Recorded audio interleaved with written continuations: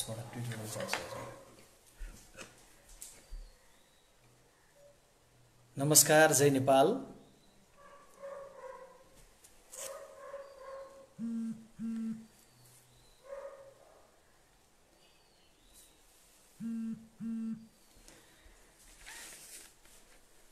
सबै आदरणीय दिदीबहिनी दाजुभाइहरू,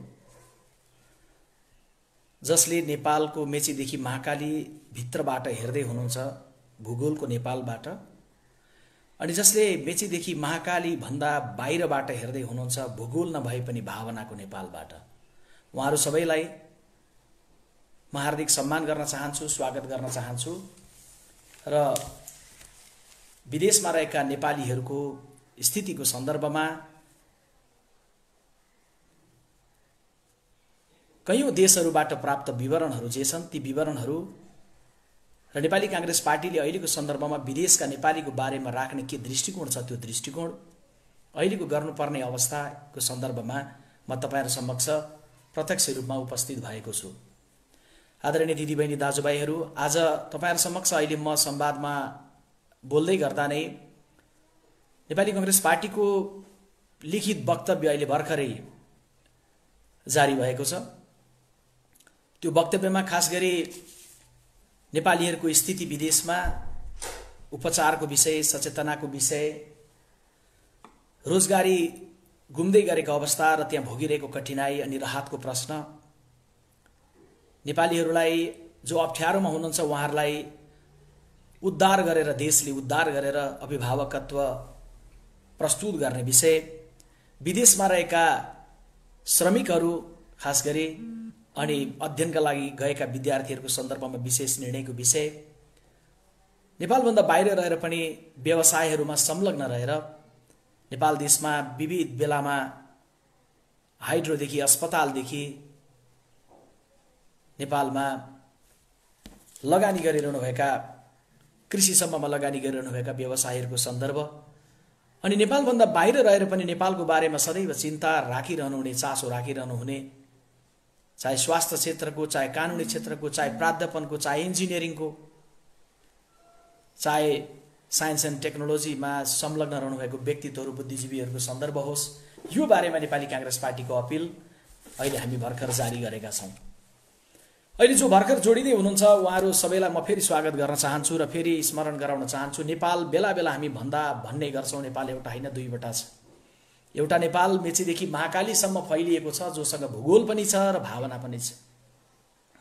अर्को नेपाल मेचीदेखि महाकाली भित्र छैन, त्योभन्दा बाहिर छ, 7 समुद्र पारी छ, करिबन 50 लाखको संख्यामा छ र त्यो नेपालसँग भूगोल छैन, तर नेपाली भावना भने प्रशस्त छ। भावनाको अर्को नेपाल छ। नेपालभित्र पनि दुईटा नेपाल छ र नेपाल बाहिरको नेपालमा पनि दुईटा नेपाल छ। अहिले त्यसबारेमा म चर्चा यहाँ गर्न गइरहेको छैन, तर अहिले आज चर्चा केवल बाहिर रहेका नेपालीहरूको सन्दर्भमा चर्चा गर्न हामी गइरहेका छौँ। यद्यपि बाहिर रहेका दिदीबहिनी दाजुभाइहरू पनि जान्नुहुन्छ कि नेपालको अहिलेको स्थिति कसरी श्रमिकहरू काठमाडौँदेखि हिँडेर सयौं किलोमिटरसम्म गाउँ गइरहेका छन् र उनीहरूले स्नेहको आहत अनुभूति नगरिरहेको अवस्था छ। अथवा यो पनि जान्नुहुन्छ कि कसरी संसारका सबै सरकारहरू सम्पूर्ण रूपले कोभिड-19 सँग लड्नलाई संलग्न भएका छन्।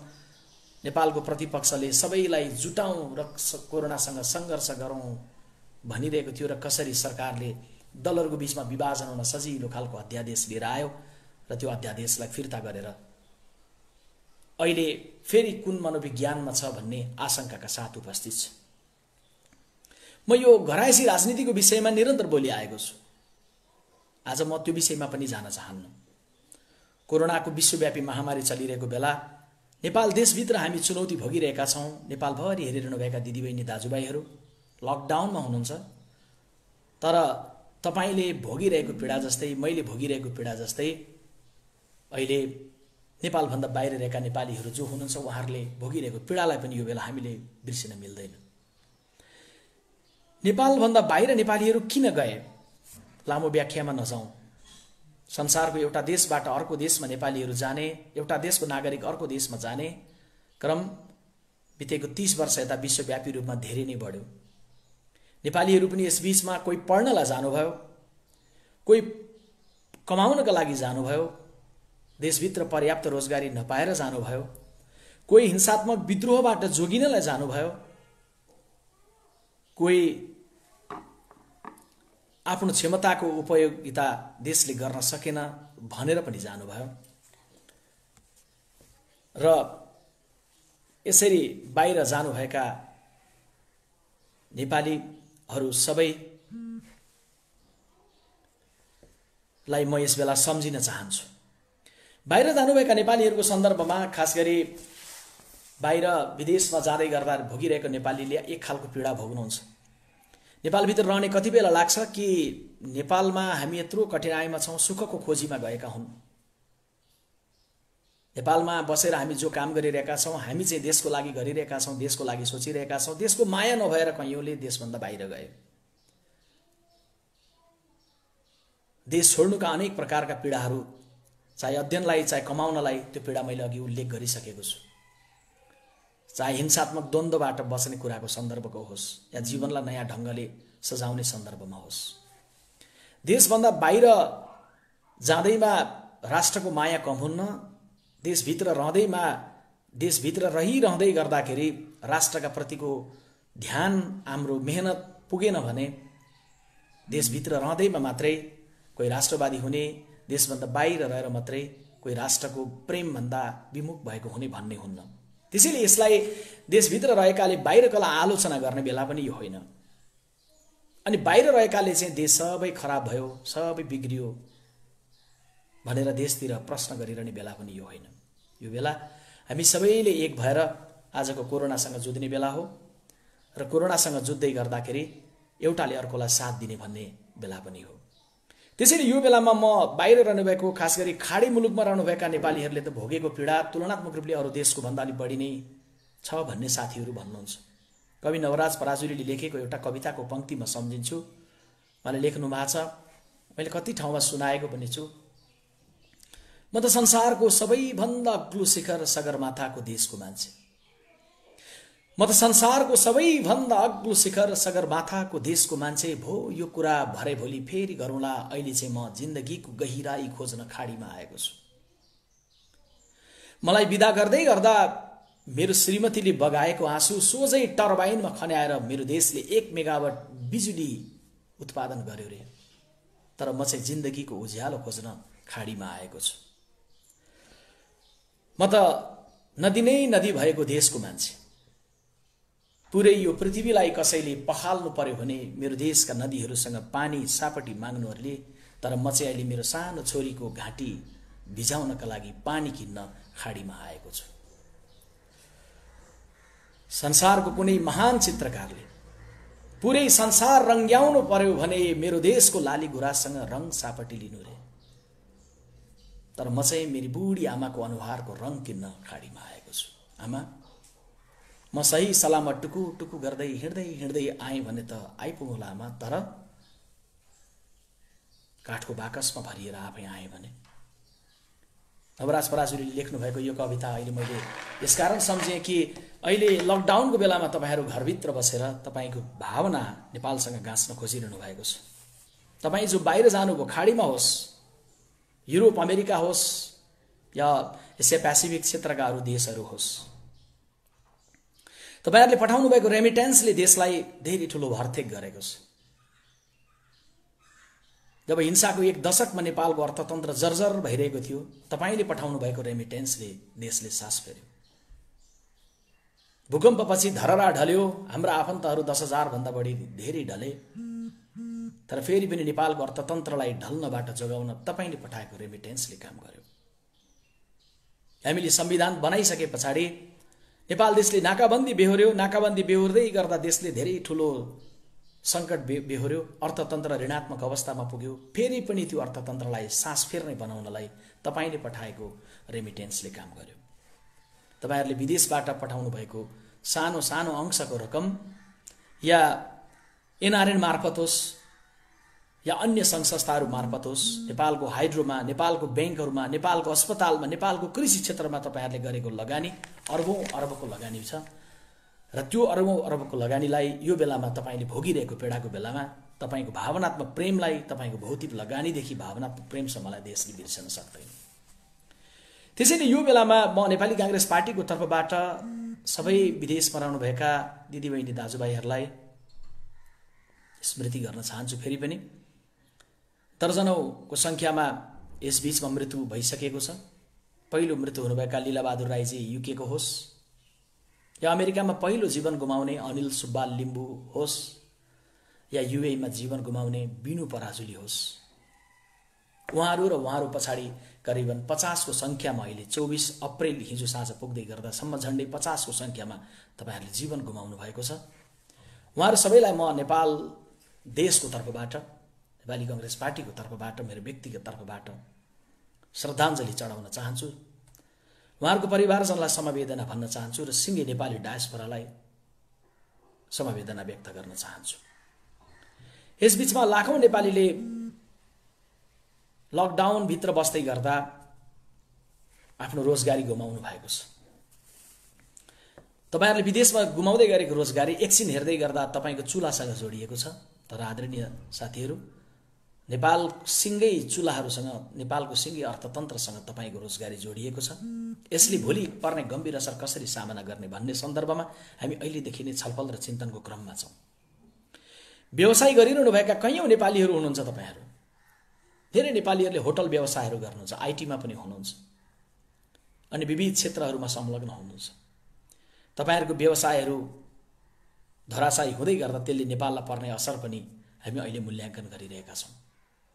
पढ्न गएका नेपाली विद्यार्थीहरुको स्थिति पनि एक ढंगको तनावमा छ, हामी जान्दछौं। म क्रमशः कुन देशमा त्यहाँको सम्पर्क समितिको सभापतिजीले अरु साथीहरुले के विवरण पठाउनु भएको छ, म एक एक देश गरेर तपाईहरुको बीचमा आउने छु। 30-35 वटा देशको बारेमा तपाईहरु समक्ष राख्ने छु। एउटा देशको बारेमा 2 मिनेटदेखि 3 मिनेटसम्म जाँदै गर्दा 1 घण्टा करिबन म तपाईहरुको बीचमा रहने छु। सारमा भन्दै गर्दा अहिले सुरुमा सारमा म भन्दै छु, पढ्न गएका विद्यार्थीहरुको पनि जो अलि अगाडि जानु भएको थियो, अलि अगाडि जानुभएका विद्यार्थीहरुले केही काम पनि गर्नु होला, केही थोरै जोहो गर्नु होला। अस्ति सेप्टेम्बरदेखि जानुभएका विद्यार्थीहरु, पछिल्लो पंक्तिमा पुगेका, जनवरीदेखि पुगेका विद्यार्थीहरुले अलि बढी अप्ठ्यारो भोगिरहनु भएको छ अस्थायी प्रकृतिको कामको कारण। अभिभावकहरुको मन छ, अभिभावकहरु हामीलाई फोन गर्नुहुन्छ, मेरो छोरी बंगलादेशमा छ, मेरो छोरो साइप्रसमा छ, माल्टामा गएको धेरै भएको थिएन, खर्च पठाउन सकिएको छैन। यस्तो प्रकारको पीडामा विद्यार्थीहरु हुनुहुन्छ। अनि विद्यार्थी मात्रै हैन, श्रमिक मात्रै हैन, अरु साथीहरु पनि हुनुहुन्छ जो देश फर्किने चाहनामा हुनुहुन्छ। तर सबै जान्नुहुन्छ यो सजिलो पनि छैन। कतिपय देशले इलिगल छौ, अब इलिगलहरु बाहिर आऊ, खास गरी बहराइन, कुवेतहरुले भनिसके इलिगलहरु जो छौ बाहिर आऊ, सम्पर्कमा आऊ, हामी अहिले कुनै कारबाही बेगर देश पठाइदिन्छौं। त्यो पनि सजिलो छैन। महाकाली नदीको पारी आइपुगेर मैले देशमा प्रवेश पाउनु पर्यो भनेर शरण मागिरहेकाले पनि आफ्नो देशमा शरण नपाएको तपाईले 7 समुद्र पारी सुन्नु भएको छ। संकटको बेलामा त दुश्मनलाई पनि शरण दिनुपर्छ। तर हामीले त आफ्नै देशको आफन्तहरु महाकाली नदीको पारी आएर नारा लगाउँदै गर्दा पनि हामीले शरण दिन सकेनौं। हाम्रो देशको सरकारको त्यसमा भन्दा अर्थगर्थ कि अध्यादेशमा बढी ध्यान गयो। जनकपुरबाट मोटरमा चढाएर एउटा सांसदलाई काठमाडौँ लिएर आउनेमा अपहरण गरेर लिएर आउने कुरामा राज्यको ध्यान गयो। तर त्यही मोटर पठाएर महाकाली पारीबाट देशभित्र ल्याउनलाई ध्यान पुगेन। छोटो अवधिमा गएकाहरू पनि विदेशमा अड्किनु भएको छ। अस्ट्रेलिया, अमेरिका जस्ता देशहरूबाट साथीहरूले खबर गर्नु भएको छ, आफन्तलाई भेट्न आउनुभएका, हामीलाई भेट्न आउनुभएका आमा बाबुलाई त फर्किने व्यवस्था मिलाऊ। तीर्थयात्रामा जानुभएका भारतका कैयौं ठाउँहरुमा बस्नु भएको छ। यी समग्र विवरणहरूलाई उल्लेख गरेर नेपाली कांग्रेसका केन्द्रीय सदस्य एवं नेपाली जनसम्पर्क समिति समन्वय विभागका प्रमुख गोविन्द भट्टराईले सम्माननीय प्रधानमन्त्रीजीलाई केही दिन अगाडि पत्र पनि लेखिसक्नु। पत्रको जवाफ आएको छैन। अहिले तपाईहरु समक्ष आज म संवाद गरिरहँदै गर्दा यो 25 अप्रिलको दिन केही देशहरुको म 25 अप्रिलकै तथ्याङ्क पनि राख्ने छु। र धेरै देशहरूको चाहिँ 24 अप्रिलको विवरण म समक्ष आइपुगेको छ। संक्रमित नेपालीहरूको संख्या 1000 भन्दा बढी नागेको छ। मृत्यु सबैभन्दा बढी बेलायतमा 25 जनाको पुगेको छ। त्यसपछि अमेरिकामा त्यो संख्या छ। वैशाख 12 गतेको साँझसम्ममा संसारले 1,97,000 को मृत्यु बेहोर्यो। आज 25 अप्रिल 13 गते साँझ पुग्दै गर्दाखेरि यो अङ्क 2 लाख टेक्न लाग्दैछ। नेपालीहरूको संक्रमितको संख्या अघि मैले भने करिबन 1000, तर कतिपयले के भन्नुहुन्छ भने 1000 होइन, यो 1600-1700 हुन सक्छ। माफ गर्नुहोला, 1000 या 1600-1700 दुई खाले तथ्याङ्क तपाईले सुन्दै गर्दाखेरि यो स्वाभाविक छ। हामीले कतिपय दूतावासहरू, कतिपय ठाउँका एनआरएनहरू, कतिपय ठाउँमा जनसम्पर्क समितिहरू, कतिपय ठाउँमा पार्टीका अरू थप च्यानलहरू प्रयोग गर्यौँ हामीले। तर किन तथ्याङ्क एउटै रूपमा प्रष्ट छैन भने त्यसको पछिल्तिर दुईटा कारण छ। पहिलो कारण, हामी नेपाली पहिला संसारमा नेपालभन्दा बाहिर कति थियौँ भन्ने कुरो पहिला नै अपडेट थिएन। दोस्रो कुरो, कतिपय देशका स्वास्थ्य विभागहरूले, अस्पतालहरूले व्यक्तिको गोपनीयताको हकलाई दृष्टिगत गरेर संक्रमितहरू कुन कुन देशका कति कति को हुन् भन्ने कुरो कतिपय देशहरूले उपलब्ध गराएका छैनन्। त्यसैले अहिले तपाईहरुको बीचमा मैले राख्दै गरेको विवरणमा यो तथ्याङ्कको बारेमा प्रश्न गरेँ। मृत्युको तथ्याङ्क सजिलो छ बुझ्नलाई, मृत्यु भइसकेपछि बाहिर आउँछ बढी, तर कतिपय ठाउँमा प्रष्टतापूर्वक नआएको तथ्याङ्क, तर अनुमानित तथ्याङ्कलाई पनि 1000 करिबन त पुष्टि भएको तथ्याङ्क छ भने करिबन 1600-1700 संख्यासम्म पुग्न सक्ने भनेर साथीहरूले उल्लेख गर्नुभएको छ। संसारको 34-35 वटा देशमा जाँदै गर्दा सुरुवातमा पहिला म छिमेकी राष्ट्र भारतमा जान चाहन्छु। नजिकको मित्र राष्ट्र भारतमा, खास गरी महाराष्ट्रमा तपाईहरुले सुन्नु भएको छ, संक्रमितको संख्या बढी छ। हामीलाई दक्षिणको मित्र राष्ट्रको खुला बोर्डरसँग जति टाइट गर्दै गर्दा पनि त्यहाँ संक्रमण बढ्यो भने नेपालभित्र बढ्छ भन्ने चिन्ता चासो धेरैभन्दा धेरै छ। महाराष्ट्रमा तपाईहरु थाहा पाउनुभयो, मुम्बईमा एउटा परिवारका 8 जना, 2 जना दाजुभाइको परिवारका सदस्य चेतमान खड्काजी नेपाली जनसम्पर्क समितिमै कार्य गर्नुभएका साथी, उहाँहरूको परिवारका 8 जना सदस्यलाई संक्रमण देखियो। उहाँहरू केही बेर अगाडि मात्रै बालकृष्ण पाण्डे नेपाली जनसम्पर्क समितिका सभापति, आमन्त्रित केन्द्रीय सदस्यले मलाई दिल्लीबाट टेलिफोनमा जानकारी दिँदै हुनुहुन्थ्यो। उहाँहरू सबै छोरी हुनुहुन्थ्यो, अन्तिम अस्पतालमा छोरी समेत गएर सबैजना डिस्चार्ज भइसक्नु भएको छ। यसबीचमा संसारभरि सबैभन्दा बढी नेपालीहरूले दुःख पाएको भारतमा छ। भारतमा कति नेपाली हुनुहुन्छ तथ्याङ्क पनि छैन। भारतमा रहेका नेपालीहरू सिमानामा आएर नारो लगाएको त देखियो, तर सिमानासम्म आइ नपुगेका नेपालीहरूको चित्कार काठमाडौँसम्म आइपुगेको छैन। यसबीचमा काम गुमाएका हजारौं नेपालीले रोजगारी गुमाउनु भएको छ भारतमा। सामान्य खालको कामहरूमा नेपालीहरू कैयौं हुनुहुन्थ्यो। खानालाई पनि समस्या भएको चित्र भारतबाट साथीहरूले टिपाउनु भएको छ।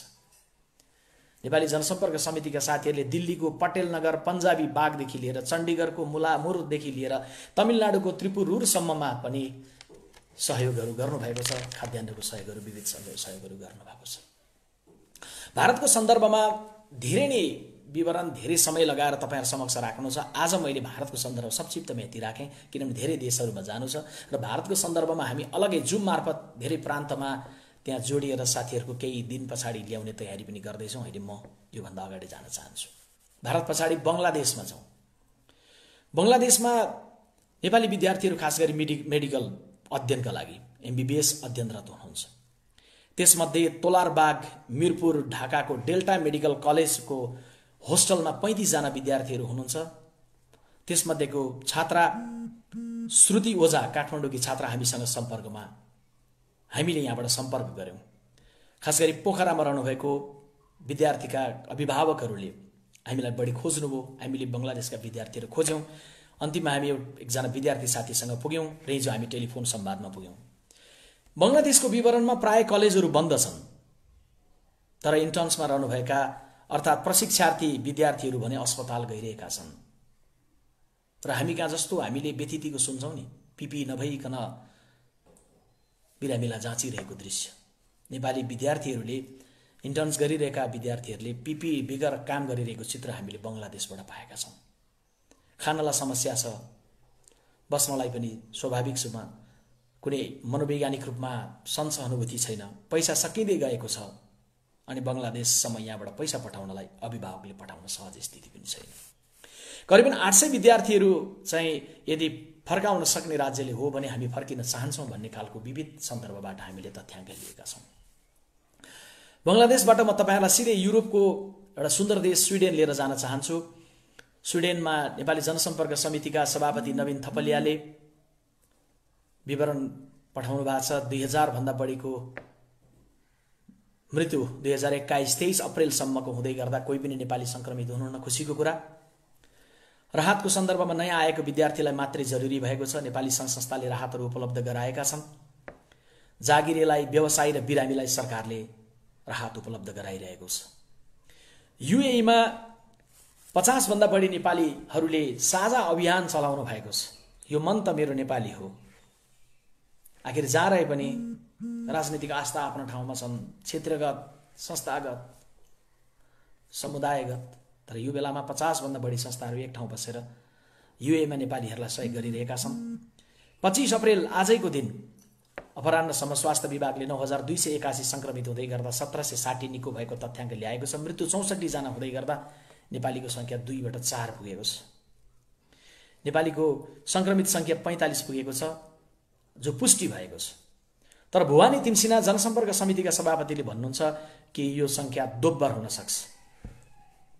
कोभिड-19 को लागि कोभिड-19 सूचना संकलन तथा राहत व्यवस्थापन समिति युएई भनेर युएई का 50 भन्दा बढी संस्थाहरूले कार्य गरिरहनु भएको छ।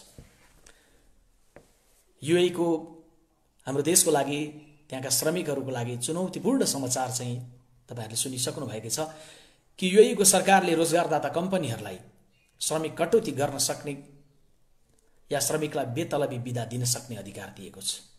यसबाट हजारौं नेपालीहरू बेरोजगार बन्नुपर्ने अवस्थामा पुग्दैछन्। नेपालका हजारौं चुलोहरूलाई असर पर्दैछ र नेपालको अर्थतन्त्रलाई पनि गम्भीर असर पर्दैछ। मलेसियामा तपाईहरु जान्नुहुन्छ कि नेपाली विदेशमा भएको मध्ये ठूलो संख्या भएको देशमा मलेसिया पर्छ। करिब 5 लाख नेपालीहरू मलेसियामा हुनुहुन्छ। यो बेलामा मलेसिया त्यस्तो देशमध्ये पर्छ जहाँ विदेशमा रहेका नेपालीहरू जेलमा रहँदा पनि सायद बढी रहेको मध्ये मलेसियाको जेल हो। जेलमा रहनुभएका साथीभाइ पनि हामीसँग सम्पर्कमा हुनुभएको थियो। करिब 200 जति नेपाली मलेसियाको जेलमा हुनुहुन्छ। खुसीको कुरा छ कि मलेसियामा बितेको 10 दिन त्यहाँ संक्रमण घट्दै गएको छ। मृत्युको संख्या 100 अहिलेसम्म टेकेको छैन, 96 मा रोकिएको छ। 2 जना नेपालीलाई संक्रमणको आशंकामा अस्पताल लगियो। 2 जनाको अवस्था सामान्य छ। विनोद थापा जनसम्पर्क समितिको कार्यवाहक अध्यक्षको रूपमा सम्पर्क हुँदै गर्दा काममै हुनुहुन्थ्यो। रोजगारी प्राय नेपाली कसैको पनि रोजगारी घुमेको छैन। चोलाकान्त पगेनी सम्पर्क समितिका सभापतिले उल्लेख गर्दै हुनुहुन्थ्यो कि अहिलेसम्मको अवस्था सुधारोन्मुख छ, नेपालीहरू सुरक्षित छन् र सुधारोन्मुख अवस्था छ र आशा गरौँ मलेसियाले चाँडै नै यो युद्धमा विजय हासिल गर्छ भनेर उहाँले उल्लेख गर्नुभएको छ। बहराइनमा 15 अप्रेलसम्ममा 22 नेपाली मात्रै संक्रमित हुनुहुन्थ्यो।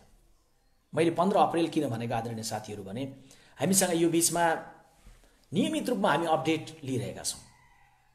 हाम्रो तयारी थियो कि सम्माननीय प्रधानमन्त्रीजीले छापामार शैलीमा अध्यादेश लिएर आएर अनि मुलुकको राजनीतिलाई फरक ढङ्गले तरङ्गित गर्ने गलत बाटो नलिनु भएको भए सायद विदेशमा रहेको साथीहरूबाट प्राप्त भएको तथ्याङ्कलाई हामी केही दिन अगाडि नै ल्याउने थियौँ। त्यो बेलामा 15 अप्रेलसम्मको तथ्याङ्क तयार हुँदै गर्दा 22 नेपाली संक्रमित हुनुहुन्थ्यो। 16 अप्रेलमा पुग्दै गर्दा 27 पुग्नुभयो र अहिले त्यो 24 अप्रेलमा हिजो पुग्दै गर्दाखेरि 49 जना नेपालीहरू बहराइनमा संक्रमित भइसक्नु भएको छ। संक्रमित भएका नेपालीहरू खतरामा कोही पनि हुनुहुन्न। तर 24 अप्रेलको दिन त्यहाँको लुलु हाइपर मार्केट भन्ने छ एउटा, लुलु हाइपर मार्केटमा ठूलो संख्यामा नेपालीहरू काम गर्नुहुन्छ। त्यहाँ काम गर्ने नेपालीहरू 2 जनामा, त्यहाँ काम गर्ने नेपाली हैन, त्यहाँ काम गर्ने मध्येको 2 जनालाई संक्रमण देखिएपछि त्यहाँका सबैलाई अहिले क्वारेन्टाइनमा राखिएको छ, करिब 200 भन्दा बढीलाई। त्यसकारणले यो संख्या, नेपालीको संख्या यो भन्दा बढी हुन सक्छ भन्ने उल्लेख गर्नुभएको छ। पदम गुरुङ जनसम्पर्क समिति बहराइनका सभापतिले। करिब 6 महिना अगाडि मकवानपुरका एकजना युवा पदम तामाङ बहराइन पुग्नु भएको थियो र 18 अप्रिलमा जुफेरको एउटा घरको माथिल्लो तलाबाट खसेर उहाँको मृत्यु भयो। करिब 30-32 वर्षका युवा। त्यो दुःखद घटना पनि अहिले हामीले बहराइनबाट प्राप्त गरेका छौँ। बहराइनमा अर्को सरकारले सूचना गरेको छ 31 डिसेम्बर, यद्यपि अहिले हामी अप्रिलमा छौँ, तर 31 डिसेम्बरको लागि सरकारले सूचना गरेको छ कि 31 डिसेम्बर भित्रमा गैर कानुनी बसेकाहरू सबै जो छौ एमनेस्टी गरेका छौँ, देश फर्किन सक्छौ। देश फर्किने नेपालीको कति तथ्याङ्क होला?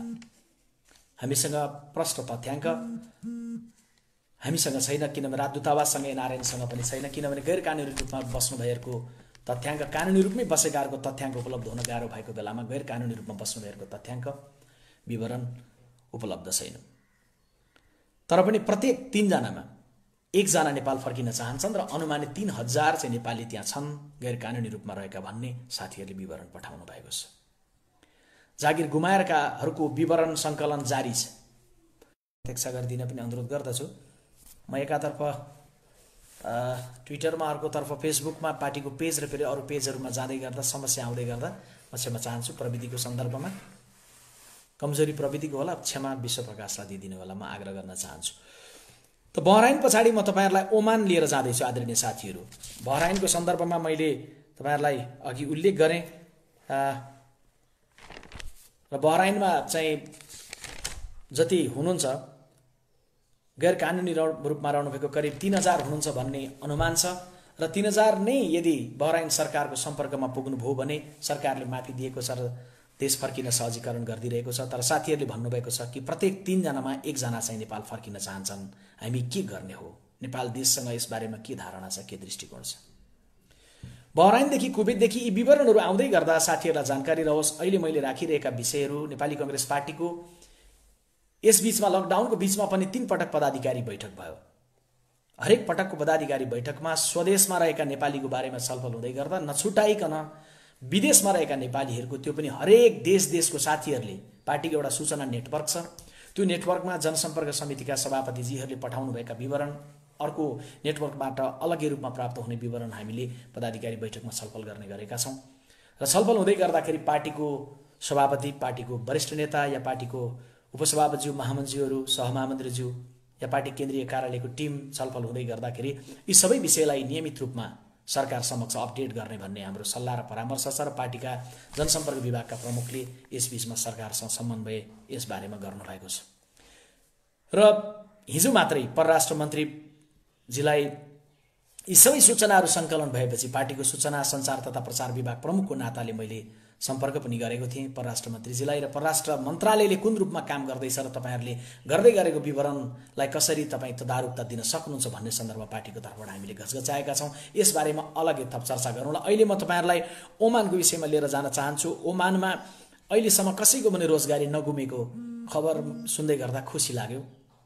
घुम्ने अवस्था नबनोस्, दूतावासले जरुरी पर्नेलाई राहत दिएको छ भनेर शालिग्राम चापागाईजी जनसम्पर्क समितिका सभापतिले उल्लेख गर्नुभएको छ। केही सामाजिक संस्थाहरूले पनि सहयोग गरिरहेका छन्। यसबीचमा सङ्क्रमितहरूको सङ्ख्या नेपालीहरू 18 अप्रिलमा आउँदै गर्दा 0 थियो, 24 अप्रिलमा आउँदै गर्दाखेरि पनि 0 नै छ। कसैकोमा पनि आशंका पनि देखिएको छैन। ओमानको सुखद खबर छ, कसैलाई सङ्क्रमण बन्न देखिएको, कसैको रोजगारी पनि नगुमेको म कामना गर्न चाहन्छु। भगवान पशुपतिनाथको कृपाले यहाँदेखि त्यहाँसम्म पनि छुन सकोस्। तपाईँहरूलाई म 8औं देशको रूपमा जापान लिएर जान चाहन्छु। जापानमा यहाँहरू जान्नुहुन्छ करिब 1 लाख, अझै 1 लाखभन्दा बढी नेपालीको बसोबास छ। यसबीचमा 2 जना नेपालीहरू सङ्क्रमित हुनुभएको विवरण आएको थियो, 1 जना महिला र 1 जना पुरुष। 1 जना ठिक भएर जानुभयो, 1 जनाको उपचार चलिरहेको छ। करिब 13,436 जना सङ्क्रमित हुँदाखेरि करिबन 343 जनाको यसबीचमा मृत्यु भएको छ। नेपालीहरूको सङ्क्रमणमा 2 जना पुगेको भन्दा बाहेक नेपालीहरू कसैले जीवन गुमाउनु पर्ने गरी त्यो अवस्था अहिले बनेको छैन। म जापान बनाउनुभएका साथीहरूलाई कामना गर्छु सतर्कताको लागि, थप सतर्कताको लागि। नेपाली जनसम्पर्क समितिले सूचना प्रवाह र सहयोग समिति गठन गरेर कार्य गरिरहेको छ। जापानको निगाता, किन्ता कान्तो, कान्तो, होकुकिकु, कान्साई, हिरोसिमा, निगाता, फुकुओ र तोहोकु गरेर यी विभिन्न क्षेत्रमा छरिएका नेपालीहरूलाई सहयोग र समन्वय गर्ने कार्य जनसम्पर्क समितिले गरिरहेछ र सम्पर्क समितिका सभापति रोशन केसीले निरन्तर हामीलाई त्यहाँको विवरणहरू पठाइरहनु भएको छ।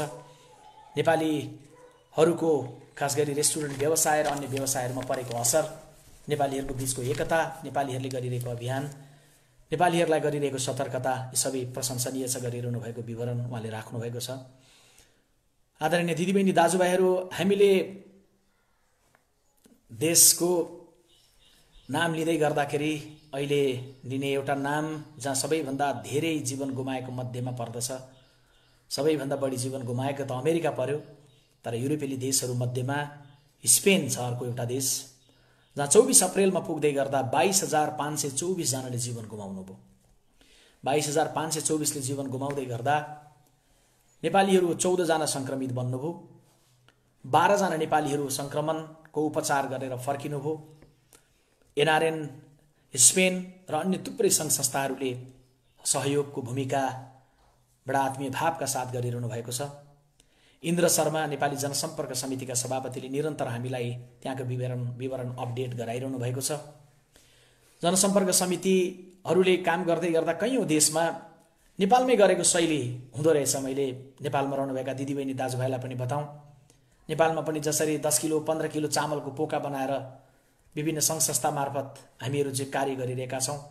उदाहरणको लागि स्पेनकै उदाहरण हेरौँ। 147 जना नेपालीलाई केही दिन अगाडि इन्द्रजी लगायत साथीहरूले राहत हस्तान्तरण गर्नुभयो। 10 किलो चामल, 2 किलो दाल, 1 किलो गेडागुडी, 1 लिटर तेल, यसरी साथीहरूले काम गर्नुभएको छ। चाहे बार्सिलोना होस् या म्याड्रिडतिर, पाइस भास्कोमा होस् या ग्रान्ड कानारिया या आलिकान्ते, यी ठाउँहरूमा भिन्न भिन्न समूहहरू निर्माण गरेर साथीहरूले काम गर्नुभएको छ। कोभिड-19 परामर्श तथा राहत वितरण समिति जनसम्पर्क समितिकै संयोजकको नेतृत्वमा रहेर पूर्व संयोजकहरू सदस्यहरू कार्य गर्नुभएको छ। यो बेलामा स्पेनबाट प्राप्त विवरण मध्येमा एउटा नाम म स्मरण गर्न चाहन्छु। नेपालभरि रहनुभएका कोरोनाको सन्तासमा रहनुभएका दिदीबहिनी दाजुभाइलाई विष्णु रिजाल भन्ने एउटा नाम सुनाउन चाहन्छु। विष्णु रिजालजी अर्घाखाँचीको हुनुहुन्छ। कोरोनाको संक्रमित भएर अस्पतालमा रहँदै गर्दा 10 दिनसम्म आइसियुमा बसेर चिकित्सकहरूले फर्केलान् नफर्केलान् भन्दा भन्दै उच्च मनोबलका साथ फर्किनुभयो। विष्णुजी जस्ता उच्च मनोबलले कोरोनालाई जितेका नेपालीहरूलाई श्रद्धापूर्वक सम्झिँदै गर्दाखेरि हामीले उच्च मनोबल राख्नुपर्ने प्रेरणा पनि लिनुपर्छ भन्ने म आग्रह गर्न चाहन्छु। र स्पेनबाट म तपाईँहरूलाई कुवेतमा लिएर जान चाहन्छु। कुवेतमा अप्रेल 18 मा पुग्दै गर्दासम्म अघि भने जस्तै 21 नेपाली संक्रमित हुनुहुन्थ्यो।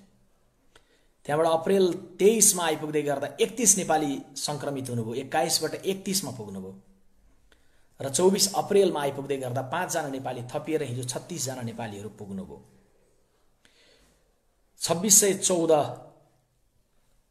यस बीचमा समग्रमा विवरण उपलब्ध छ। यस बीचमा मृत्यु समग्रमा 7 भएको छ। समग्रमा नेपाली कोही हुनुहुन्न, तर मृत्यु 7, 2614 संक्रमित। त्यहाँ पनि जनसम्पर्क समितिका साथीहरू लगायत सङ्घ संस्थाहरूले साझा रूपमा गर्न सक्ने एक्लै या साझा रूपमा पनि कार्यहरू गरिरहनु भएको छ। बहराइनमा जस्तै कुवेतमा पनि, कुवेतमा अहिले जतिले हेरिरहनु भएको छ उहाँहरू जान्नुहुन्छ कि कुवेतको सरकारले आफ्नो देशभन्दा बाहिर आएका श्रमिकहरू जो कुवेतमा छन् उनीहरूमध्ये इलिगल जो बसेका छन् उनीहरूलाई एमएनएसटीको घोषणा गरेको छ। बहराइनको सरकारले त 31 डिसेम्बरसम्मको समय दिएको छ फर्केर जानलाई, निकै महिना बाँकी छ। तर कुवेतको सरकारले अप्रेल 1 देखि अप्रेल 31 सम्म, आज अप्रेल 25 हो, अब 5 दिन 6 दिन मात्रै बाँकी छ। देश फर्केर जान्छौ भने इलिगलहरू हो, आऊ सम्पर्कमा आऊ, कसैलाई हामी कारबाही गर्ने छैनौँ, त्यहाँको सरकारले सूचना गरेको छ। भोलि अप्रेल 26 मा त्यहाँको फर्मानिया ब्लकमा 4 प्रति फोटो, पासपोर्ट या अन्य डकुमेन्टहरू लिएर आउनका लागि सरकारले सूचना गरेको छ। मलाई राजेन्द्र रसाइली बिरही नेपाली जनसम्पर्क समितिका अध्यक्षले यो विवरण दिँदै गर्दाखेरि भन्नुभयो कि नेपालीहरू दुविधामा छन्। सम्पर्कमा जाउँ इलिगल अवस्थाबाट निक्लेर नेपाल सरकारले फिर्ता ल्याउन कुनै पहल गरेको छैन। सम्पर्कमा नजाउँ, माफी पाउँदाखेरि पनि देश नफर्के इलिगल भएर कहिलेसम्म कुवेतमा बस्ने। करिब 5000 नेपाली इलिगल रहेको भन्ने अनुमान छ। यसबीचमा कैयौं देशले आफ्ना नागरिकहरूलाई फर्काइसक्यो। मैले जो परराष्ट्र मन्त्रीजीलाई कुरा गर्दै गर्दा पनि विशेष रूपमा कुवेतको कुरालाई पनि गाँसेर के उल्लेख गरेको छु पार्टीको तर्फबाट भने चार्टर फ्लाइट गरेर आफै टिकटको प्रबन्ध सबै गराएर खर्च आफै हालेर कतिपय देशका नागरिकलाई पुर्याउने क्रममा लाग्दै गर्दा एकाएक काठमाडौँको एयरपोर्टमा 5 वटा बोइङमा भरेर कुवेतले